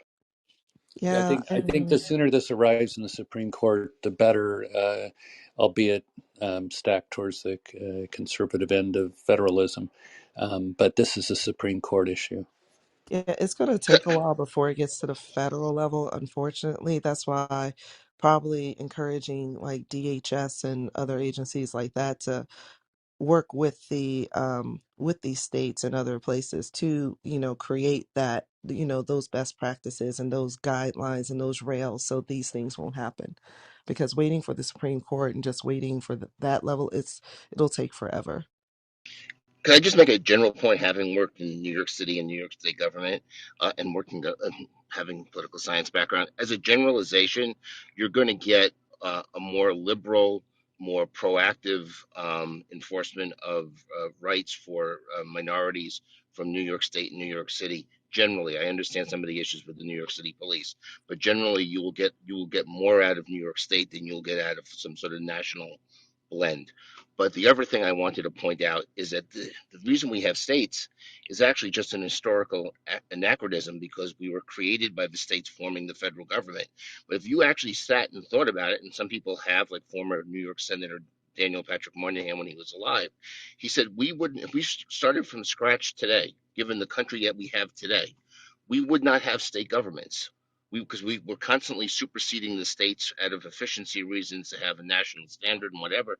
He said you'd have two levels of government. You'd have a federal government and you'd have regional governments. Because he said there's no rational reason, by the way, that New York City and Buffalo should be in the same jurisdiction, because they have nothing to do with each other. So if you were going to draw regional government lines in terms of municipal service deliveries, you would put New York City in the same area with northern New Jersey, even though now they reside in different states, but that there's a connectivity there because people go back and forth.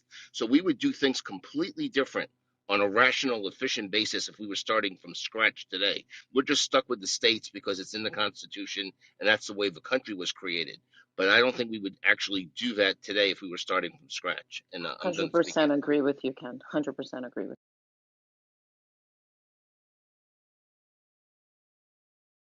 Next up, let's do it. Where is it? Where are they? Where's the articles? Here we go. Microsoft and Uber leave the Internet Association. It's just a big lobbying group in DC. And an Indian startup called Go Quick, which helps e-commerce merchants improve conversions and lower return rates, raises $15 million, led by Sequoia. So another Sequoia investment in India. And Place, a startup which offers tools for real estate agents covering accounting, hiring, ads, and more, raises $100 million, led by Goldman Sachs at $1 billion valuation. The FDA authorizes prescription VR treatment for chronic lower back pain. VR, you heard that correctly. Someone just got a VR, a virtual reality treatment for chronic lower back pain was just approved I by the recall there FDA. being a debate that this is so far in the future it would not happen, and here we're seeing it. Just as I said.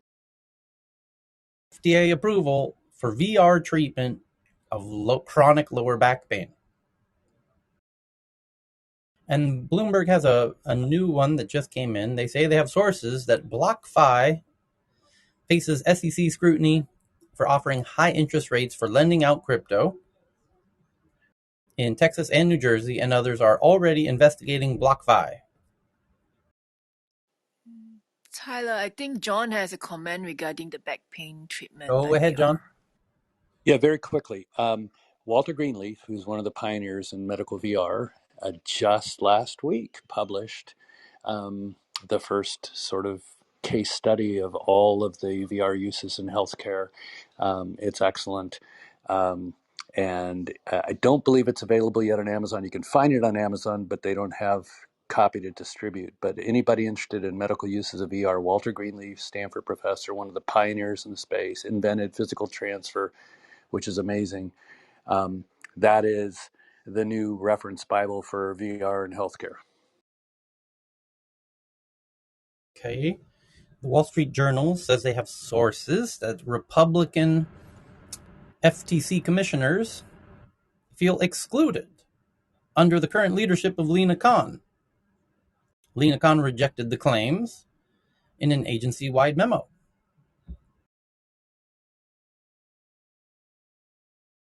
Okay. Let's see here. It says, I think it's as simple as that. The tensions spilled over publicly last week when one of the FTC's two Republican commissioners, Christine Wilson, gave a speech at an American Bar Association conference in which she said that the commission's current leadership, Lena Khan, has sidelined and disdained our staff. Quote, leadership routinely fails to solicit the advice of our experienced staff, Ms. Wilson said, adding that the current environment has prompted some staffers to leave.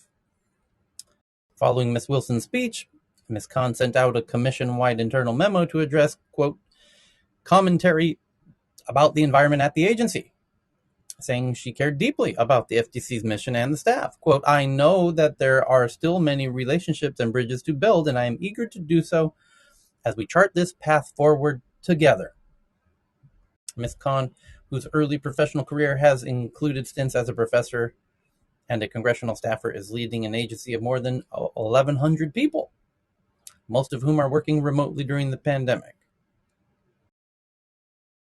In her message to staff, she acknowledged that commentary on the agency's past work can feel like a direct and personal criticism of the career staff who have worked tirelessly during this time. Quote, this could not be further from the truth, she wrote.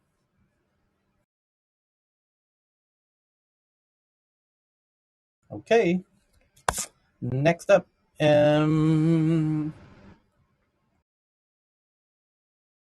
Bloomberg has done some analysis that Pakistan-based startups have raised $300 million in 2021, more than the previous 6 years combined, with investors from the US, UAE, and Singapore. MIT says they have a look at the promise and perils of personalized avatars in Meta's metaverse, Facebook's metaverse. As some experts worry, it might make body image issues even worse. Oh no! The metaverse makes me feel bad about my body self-image because my avatar is I'm not too sure heavy. how. Can't you get a slimmer avatar? I I, don't know. That's what I I would need. do. Is there a gyms in the metaverse? You can create one. South African payments gateway called Ozo, which makes online transactions simpler, raises 48 million. Braze, a marketing campaign management software startup, raises 520 million. Bloomberg says they have sources that China is empowering a quasi-government body to certify local suppliers in areas like cloud and semiconductors to reduce reliance on foreign tech. And a look at Facebook's attempts to decrease info sharing internally, especially for its research and integrity divisions. Some worry at the expense of product safety. And Qualcomm's chief financial officer says that Qualcomm expects to continue to grow despite less business with Apple, but they see a lot more growth in other industries. So the stock went up yesterday/today. And those are your big stories for today. Now we get into the tweets. Does anyone have a hot tweet they want to make sure we get into? Tyler, there's one on top of the new. It's about Singapore. I want to Uh-huh. hear what you guys think. Singapore, which is often portrayed as an aspiring techno utopia, not really, is edging closer to a surveillance state. Edging closer to a surveillance state, Cheryl, amid a nationwide move toward constant vigilance. And this is a really interesting one because when we talked about good states and bad states, Singapore's a really interesting one because generally, I mean, they are known for loving control. Let's put it that way. Yet, if I'd say they use it for good, though. I would too. In general, I would Yes. say, well, even most of their people that would say that they use it for good. There are people in Singapore who feel the government goes too far, but they rarely truly abuse it in a super egregious way, and they certain and yeah. So generally, I think even Singaporeans, in general, if they voted on it, I think the Singaporeans would be in favor of it. Yes. Smart nation, robot dogs enforce social distancing, and an app can claim to neutralize racism. The reality is very different, it says. Yeah, they are going to Stick embrace. together app. It says that they are turning into a surveillance state nightmare. Well, they're going to turn into a surveillance state, but it isn't necessarily nightmare. It could be fantastic. Like if you, Who is the writer? Must be an American, right? I think for foreigners may be a nightmare. Remember when the travelers, they like chewing gums and spit and then got fined, Yes. and the smokers. So I think a nightmare Yeah. for One foreigners without the after all the trip. mask. The one Yes, yeah. who without refused to wear the masks. So mask. Cheryl, I thought can Those were the Mm. you Mm. same issues Mm. I saw in Korea. there? Mm. Americans would come and Mm. get Mm. upset about it. The Um, the author lives in London, and I mean, that's a It, security is surveillance it? nightmare. London. They have yeah. Is more he the cameras than one? any place. Is he the one who got deported because of not wearing mask? The UK guy? No, I don't think he is. Burn. Yeah, that's a pretty sick burn. But he's a London, and based on his Twitter bio, it gives no indication that he has any kind of firsthand extensive experience with Singapore. So I he don't know. might I was have. in Singapore before the pandemic. I felt pretty safe and secure. Oh, You know, I incredibly wasn't safe. Yeah. worried about getting mugged or Right. robbed or, But remember, I, what's good is relative to everyone. It depends on who's on the other side of it. So, And our policemen are very friendly. This is true. I loved how friendly the cab drivers are. They're just so friendly compared to any other place I've been. And they give you a lot of information. Yeah, they're so nice. Everyone's great. I don't know. There are a lot of surveillance states around the world. Why focus on Singapore? I don't get it. The thing is, as you said, Singapore is very transparent about their kind of control, and London, on the other extreme, is a little more covert in their, surveillance. Oh, similar to America. Yeah, similar to America. well, that's because we try to give off the false presentation of like, you can do whatever you want. There's like Yes. flexibility and all this stuff when actually everything's being controlled. And we're really not a democracy. We're more of a republic. So, yeah. Whereas you get to Asia, and the first few words you learn is CCTV. Mm-hmm.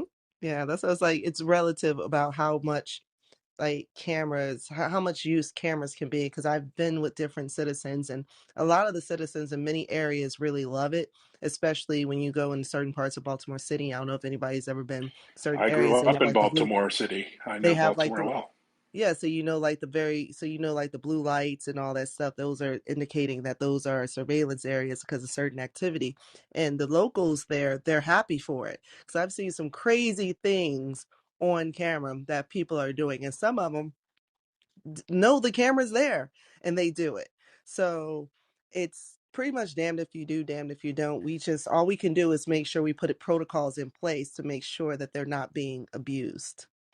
And Singapore is such a small country. Why focus the spotlight there when you have China as its neighbor, who's literally Questionable 1984 how they're using going it, on? right? Literally 1984. So unbelievable. Hold on. Okay. I'm going to sneeze. Okay. Bless Thank you very you. much. Gesundheit. Okay. Uh-huh. So the next one is from Manaz from RT.com out of Russia. And Russia says that the FBI and the CDC, Center for Disease Control, investigate smallpox virals at big pharma facility. The FBI and the CDC have launched a probe after several questionable vials labeled as smallpox were discovered in a freezer at a lab near Philadelphia. According to an alert obtained by Yahoo News, the 15 mysterious vials were found on Tuesday night at a Merck laboratory, according to an unclassified alert sent to the Department of Homeland Security and seen by RT. 5 of the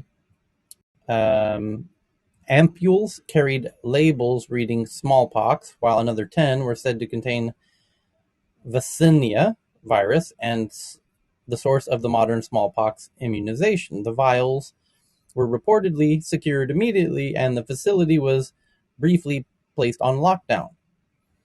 While that has since been lifted, federal law enforcement, as well as the Center of Disease Control, have opened investigations which are ongoing. The CDC is set to take possession of the vials sometime on Wednesday, according to the alert, which also noted that no Merck staff were exposed to the materials. While it remains unclear exactly where the containers were found, Merck runs 2 major facilities in Pennsylvania. Smallpox is a deadly infectious disease caused by the variola virus, which carries a mortality rate of around 30%, according to the FDA, though the agency said that some less common forms of the illness are unusually fatal. While the last naturally occurring case of smallpox was recorded in the 1970s, with the disease largely eradicated through global vaccination campaigns, 2 labs are still authorized to store samples of the pathogen for research purposes, including a site in Siberia, Russia, and another in the CDC headquarters in Atlanta, Georgia.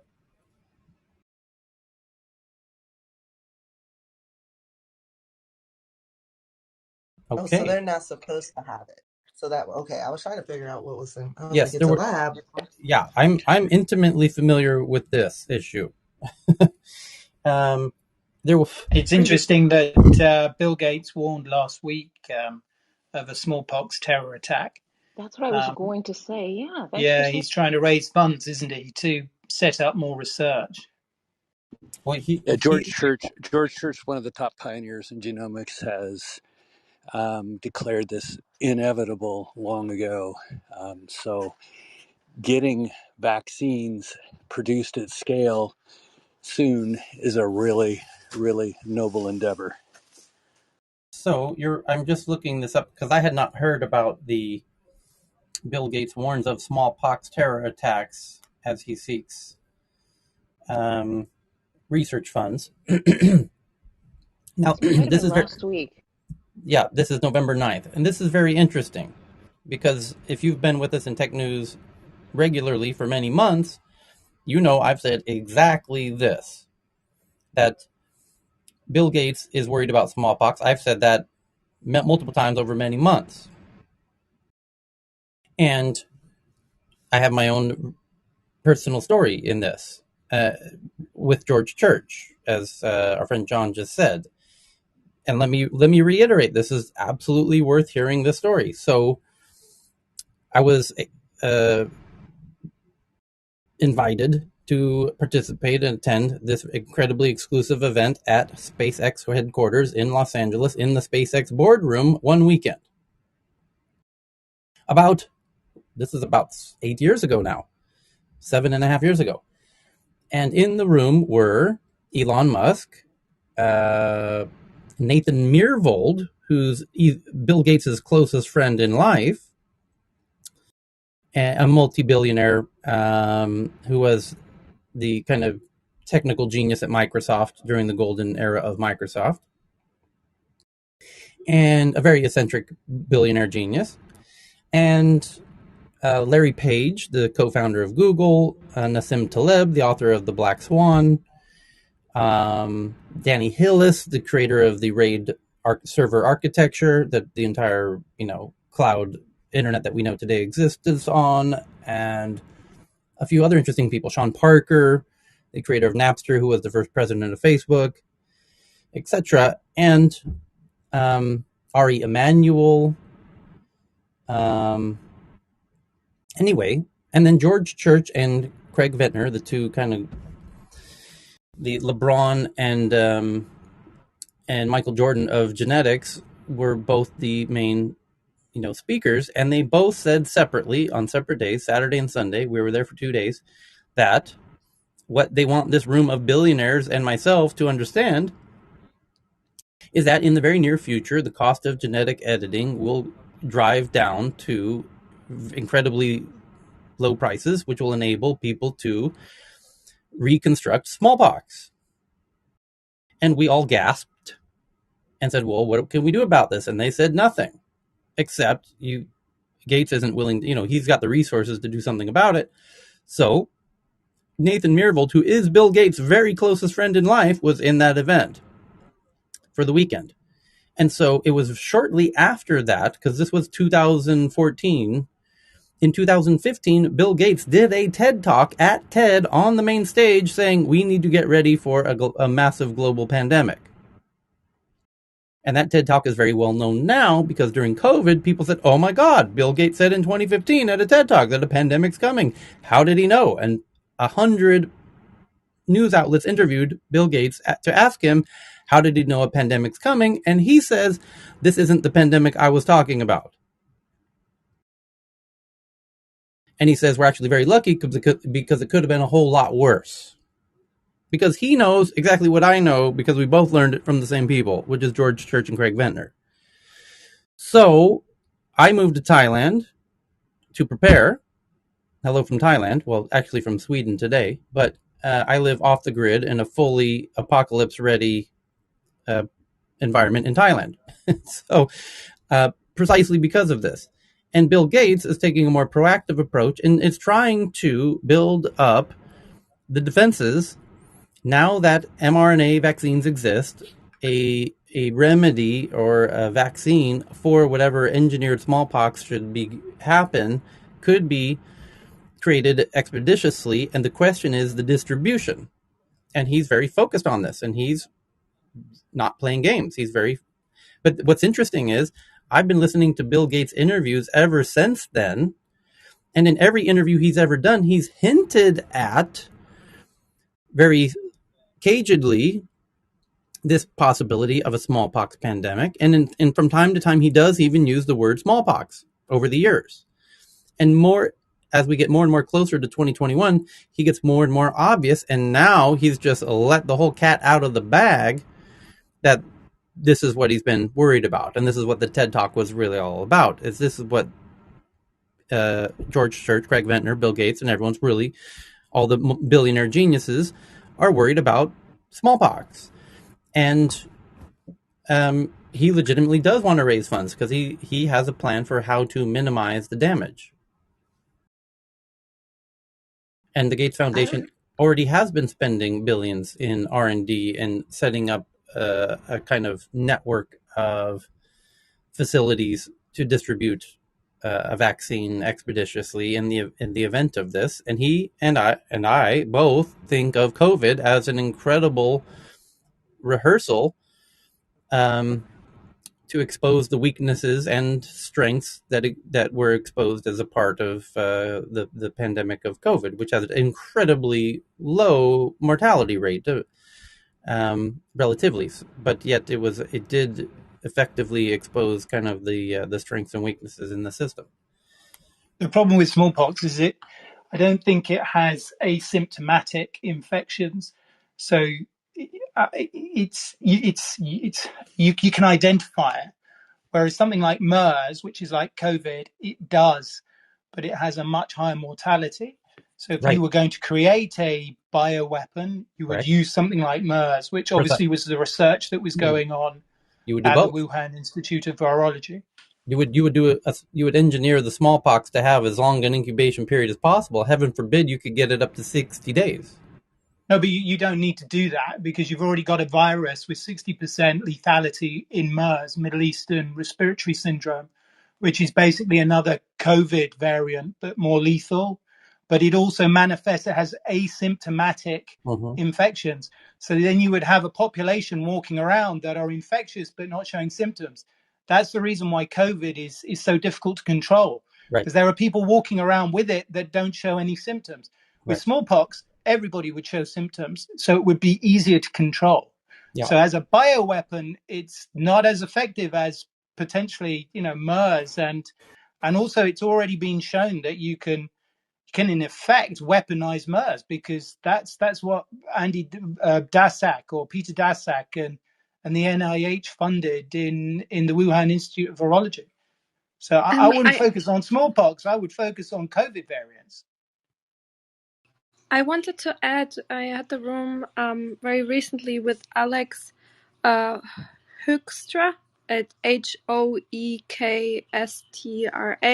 and he's actually supported by Dr. Church. They are making basically an open source platform for vaccines, because you cannot basically possibly control that, right? So if you want to stay ahead, their idea is basically to make an open source vaccine platform so that everyone in every country can help build that and add onto it. It's a really great project and very important for our future. So, if you want to learn more about it, please check it out. And, if you want to support it, I think it's a wonderful, because if you want to attack and be really successful with it, you would also start this pandemic in a country that doesn't have the resources. So this project, everyone in every country can access the information and how to make the vaccines in real time. So you can stop, basically, the idea is that every country with any resources can tackle this problem right in the beginning. See, that actually, thank you, Katerina, for that, because that sort of answers the largest question I have, which is, if Bill Gates had this idea or had this knowledge, why not let everyone know? Why not get all the minds together so that we can work collaboratively rather than working in silos to raise funds here and there? Let's get all the minds. So I love this idea of an open source access where everyone can pull their data in and try to get ahead of it rather than be reactionary. Yeah, exactly, and I agree. And they also are working on tackling problems like the RNA vaccine is really great and it's really fast to scale and everything. The the problem is that we have is if you use the same vector, you will have over time a decreased response from the immune system, because the immune system also not just um, recognizes the protein like that is encoded in the RNA, but also recognizes the vector. And if you use the same vectors repeatedly without modulating them, the vaccines won't be really effective. So they're working on all these problems and in an open source way. And we know from tech that this has been working really well and really efficiently. So I'm really supportive of that project. I think he also the Gates Foundation and Bill Gates himself, as soon as actually they heard something, even before the U.S. was quite aware about COVID coming from his resources in China, he actually did jump on it. And then the COVAX is the result of that. He got all the resources together and then said that the developing countries are going to suffer, and got all the pharmaceuticals, including the JJ, Pfizer, and others, to come up with the COVAX and with the funding. And that was actually the very first few million vaccinations Africa got. So I think he did as soon as he got it. Okay. So the next article is from that was Manaz with the smallpox. The next one's from Katerina about blockchain firm Consensus raises $200 million from HSBC. So a bank investing $200 million into a blockchain technology company. That's quite interesting. Valuation of $3.2 billion. Katerina also sends in this one from The Guardian about can I give you a call back from your dog? Dog phone lets pets ring their owners. When dog moves a ball containing device, it sends a signal to a laptop and launches a video call. So you can do video calls with your dog. You just teach the dog to pick up the ball, and that initiates the call. And I can't wait to be in a meeting and say, "Excuse me, my dog's calling."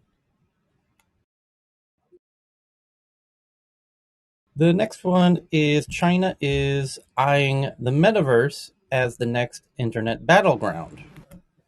The metaverse may emerge as an arena where Beijing jostles to establish technological dominance over other countries. China last week launched its first metaverse industry group, the Metaverse Industry Committee, under the state supervision of the State Supervised China Mobility Communications Association. Speaking at the launch ceremony, which took place in a conference room decorated with the hammer and sickle flag of the Chinese Communist Party, the former vice minister of the Ministry of Science and Technology laid out the high stakes of the incipient metaverse. He made clear that it was no passing fad nor empty buzzword, but rather an important trend to seize on as China seeks to cement its global tech prowess.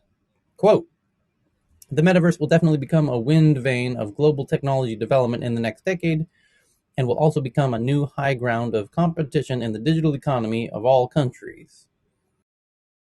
Even as seemingly every other tech company is talking about the metaverse, Facebook going all in, even rebranded itself Meta, there is no single comprehensive and widely accepted definition of what the metaverse actually is, and why China sees the metaverse as a global competition. It's a very lengthy article. Will Beijing tech crackdown extend to the metaverse? Is one of the questions it talks about. And so if you want to know all about China and the metaverse, I just tweeted that one out to the Tech News Twitter account. Thank you, Katerina. The next one is that a quantum computing startup says it's ready to take on IBM and Google, two of the biggest players in quantum computing.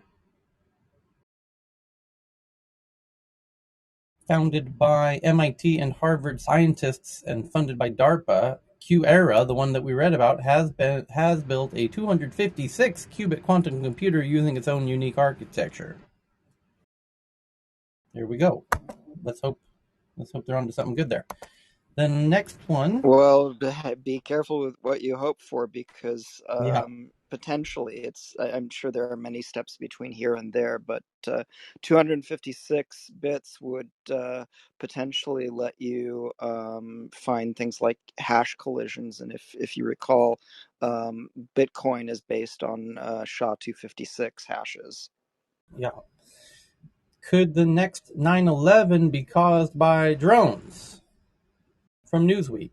Quote, if you had a couple of small UAS and you flew into a crowded stadium, that could cause a lot of damage, and it's a scenario that could potentially be in play. Yes, drone swarms will be a very serious problem.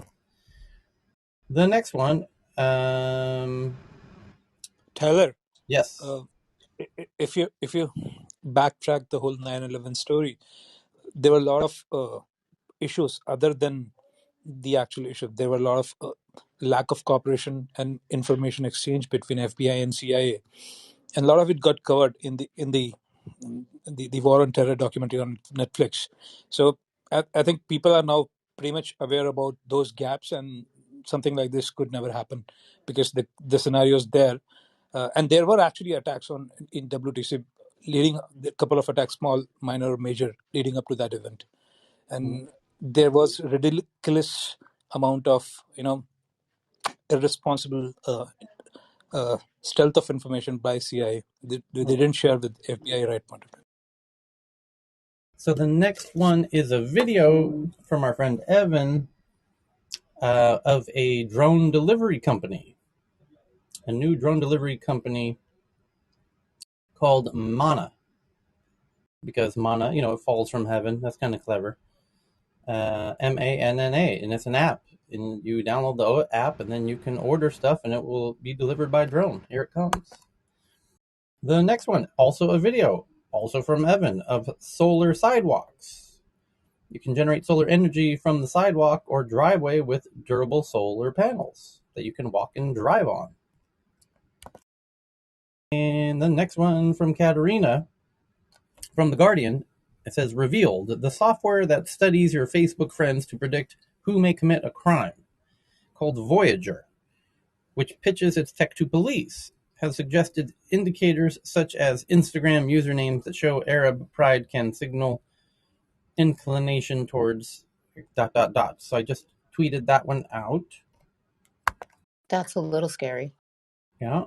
And Google launches something called Pathways, a next generation AI architecture that can handle many machine learning tasks simultaneously. Imagine forgetting everything you'd learned, how to balance, how to leap, how to coordinate the movement of your hands, and starting from scratch every time you learned a new skill. Jumping rope, for example. Most machine learning models today are trained in this manner. Today's AI systems are usually taught from scratch for each new task. The mathematical model's parameters are initialized with random numbers. Typically, each new model is trained from the ground up to accomplish one thing and one thing only, rather than extending existing models to learn new functions. This results in developing different models for different tasks. It takes longer to learn each new task this way. Much more data is required to learn each new task. This is not how people approach new tasks. There is need to develop models with various capabilities that can be summoned on as needed and stitched together to execute new, more complex tasks, similar to how the mammalian brain generalizes across tasks. It uses previous tasks in its development of learning newer tasks. So why don't AIs? Well, they will. And when they do, oh boy, are we going to get an absolute boom of very powerful algorithms. And Tyler, yes, the pioneer of this field, who's Joshua Bengio, who's working on this, basically replicating the S2 systems, he's and the others are not quite hopeful about it. They see that AI winter coming in. Currently, what happens is that there are two sets of things which our brain does. Our brain has S1 and S2. S1 generally generalizes all of it, look at pattern. S2 is more like reason, has to do with reasons and logic. So they say that S1 is replicable by AI, S2 is not. But in order to do something like S2, we need a phenomenal breakthrough. So we are going to observe we are not going to observe any AGI near term or solution of S2. And yeah, at least in next 10 years, it's not coming. Maybe after that. So the next one, well, is perfectly related. It says from entrepreneur.com, singularity is fast approaching and it will happen first in the metaverse. Is the metaverse going to change life as we know it? What does this mean for our future? And the next one is massive birth cohort study finds young adults with social anxiety are less likely to meet a range of educational outcomes. A population-based cohort study found that people who are diagnosed with social anxiety disorder were less likely to meet a range of educational outcomes, from passing all of their compulsory school subjects to earning a university degree. The study, which included data from over 2 million Swedish people, was published in the journal Psychological Medicine. Social anxiety disorder, one of the most common mental health diagnoses, involves an avoidance of social situations due to fears of being judged or scrutinized by others. The condition often interferes with other parts of life, tends to be chronic, and frequently goes untreated. Okay, thank you for that one. And Dr. Fran sends in the next one from MSN, which says you might get money from a TikTok class action lawsuit. I guess we'll find out more about that. If you live in Illinois and you use TikTok to create videos, you may be entitled to 6 times the payment, according to court documents. In order to submit a claim, you go to the website. Do you use TikTok? Do you have fun with it? Do you like it? Let me know. So, I guess there's a class action against TikTok. According to court documents, a proposed $92 million settlement is pending involving TikTok. The lawsuit alleges the company, quote, violated federal and state laws by collecting and using personal data in connection with the use of TikTok. I think they're referring to the face. They are. That includes stuff like facial and fingerprint scanning. Well, they said in their terms of agreement, but you clicked accept. So we'll see how that court case plays out. And then, speaking of social media, Evan found this one about Twitter, that most Twitter users are talking to themselves. A study confirms.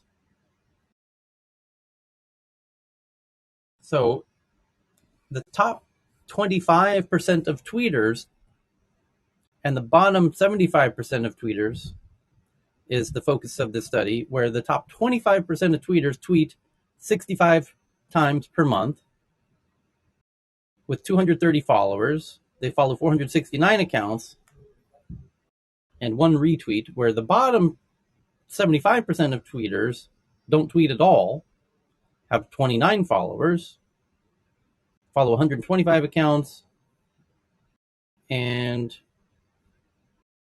what else? 1/4 of Twitter users produce the vast majority of tweets in the US. 25% of tweeters create 97% of the tweets. The bottom 75% of tweeters only make 3% of the tweets.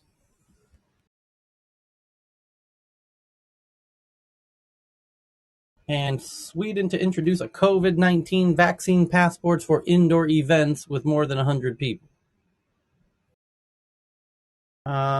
Is that true? Because this is not a Swedish source.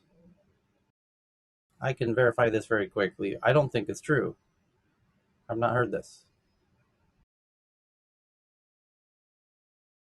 We currently don't have anything like that. Oh, there it is. Sweden to introduce vaccine passes for events of over 100 people. The Swedish Public Health Agency announced today, Wednesday, that they will introduce vaccine passes for the first time from the start of December. With theaters, concerts, and other indoor events able to limit entry to fully vaccinated, which in Sweden is no problem. Everyone's vaccinated. Vaccine passes are a measure that we see as necessary, says the agency's Director General. Okay, so my event on December 14th will need to check for vaccinated people. Okay, so that is it for our headlines and tweets for today. And we will meet again tomorrow, as we always do. But I think we're gonna hand it over to Messi's Tech News Around Africa room, which you can see the link above my head. Messi, you want to start now? Go start it, Messi. Yeah, I'll go get it started. Thank you, guys. See Cool. you, some of you there, and some of you See you probably there. will go We'll to see you there. bed. Okay, bye. Alrighty. Thanks, Tyler. Thank you, everybody. Thank you, everybody. Yeah. Yeah, Do you need me thank to you, Dr. close it? Thank you. Thank you.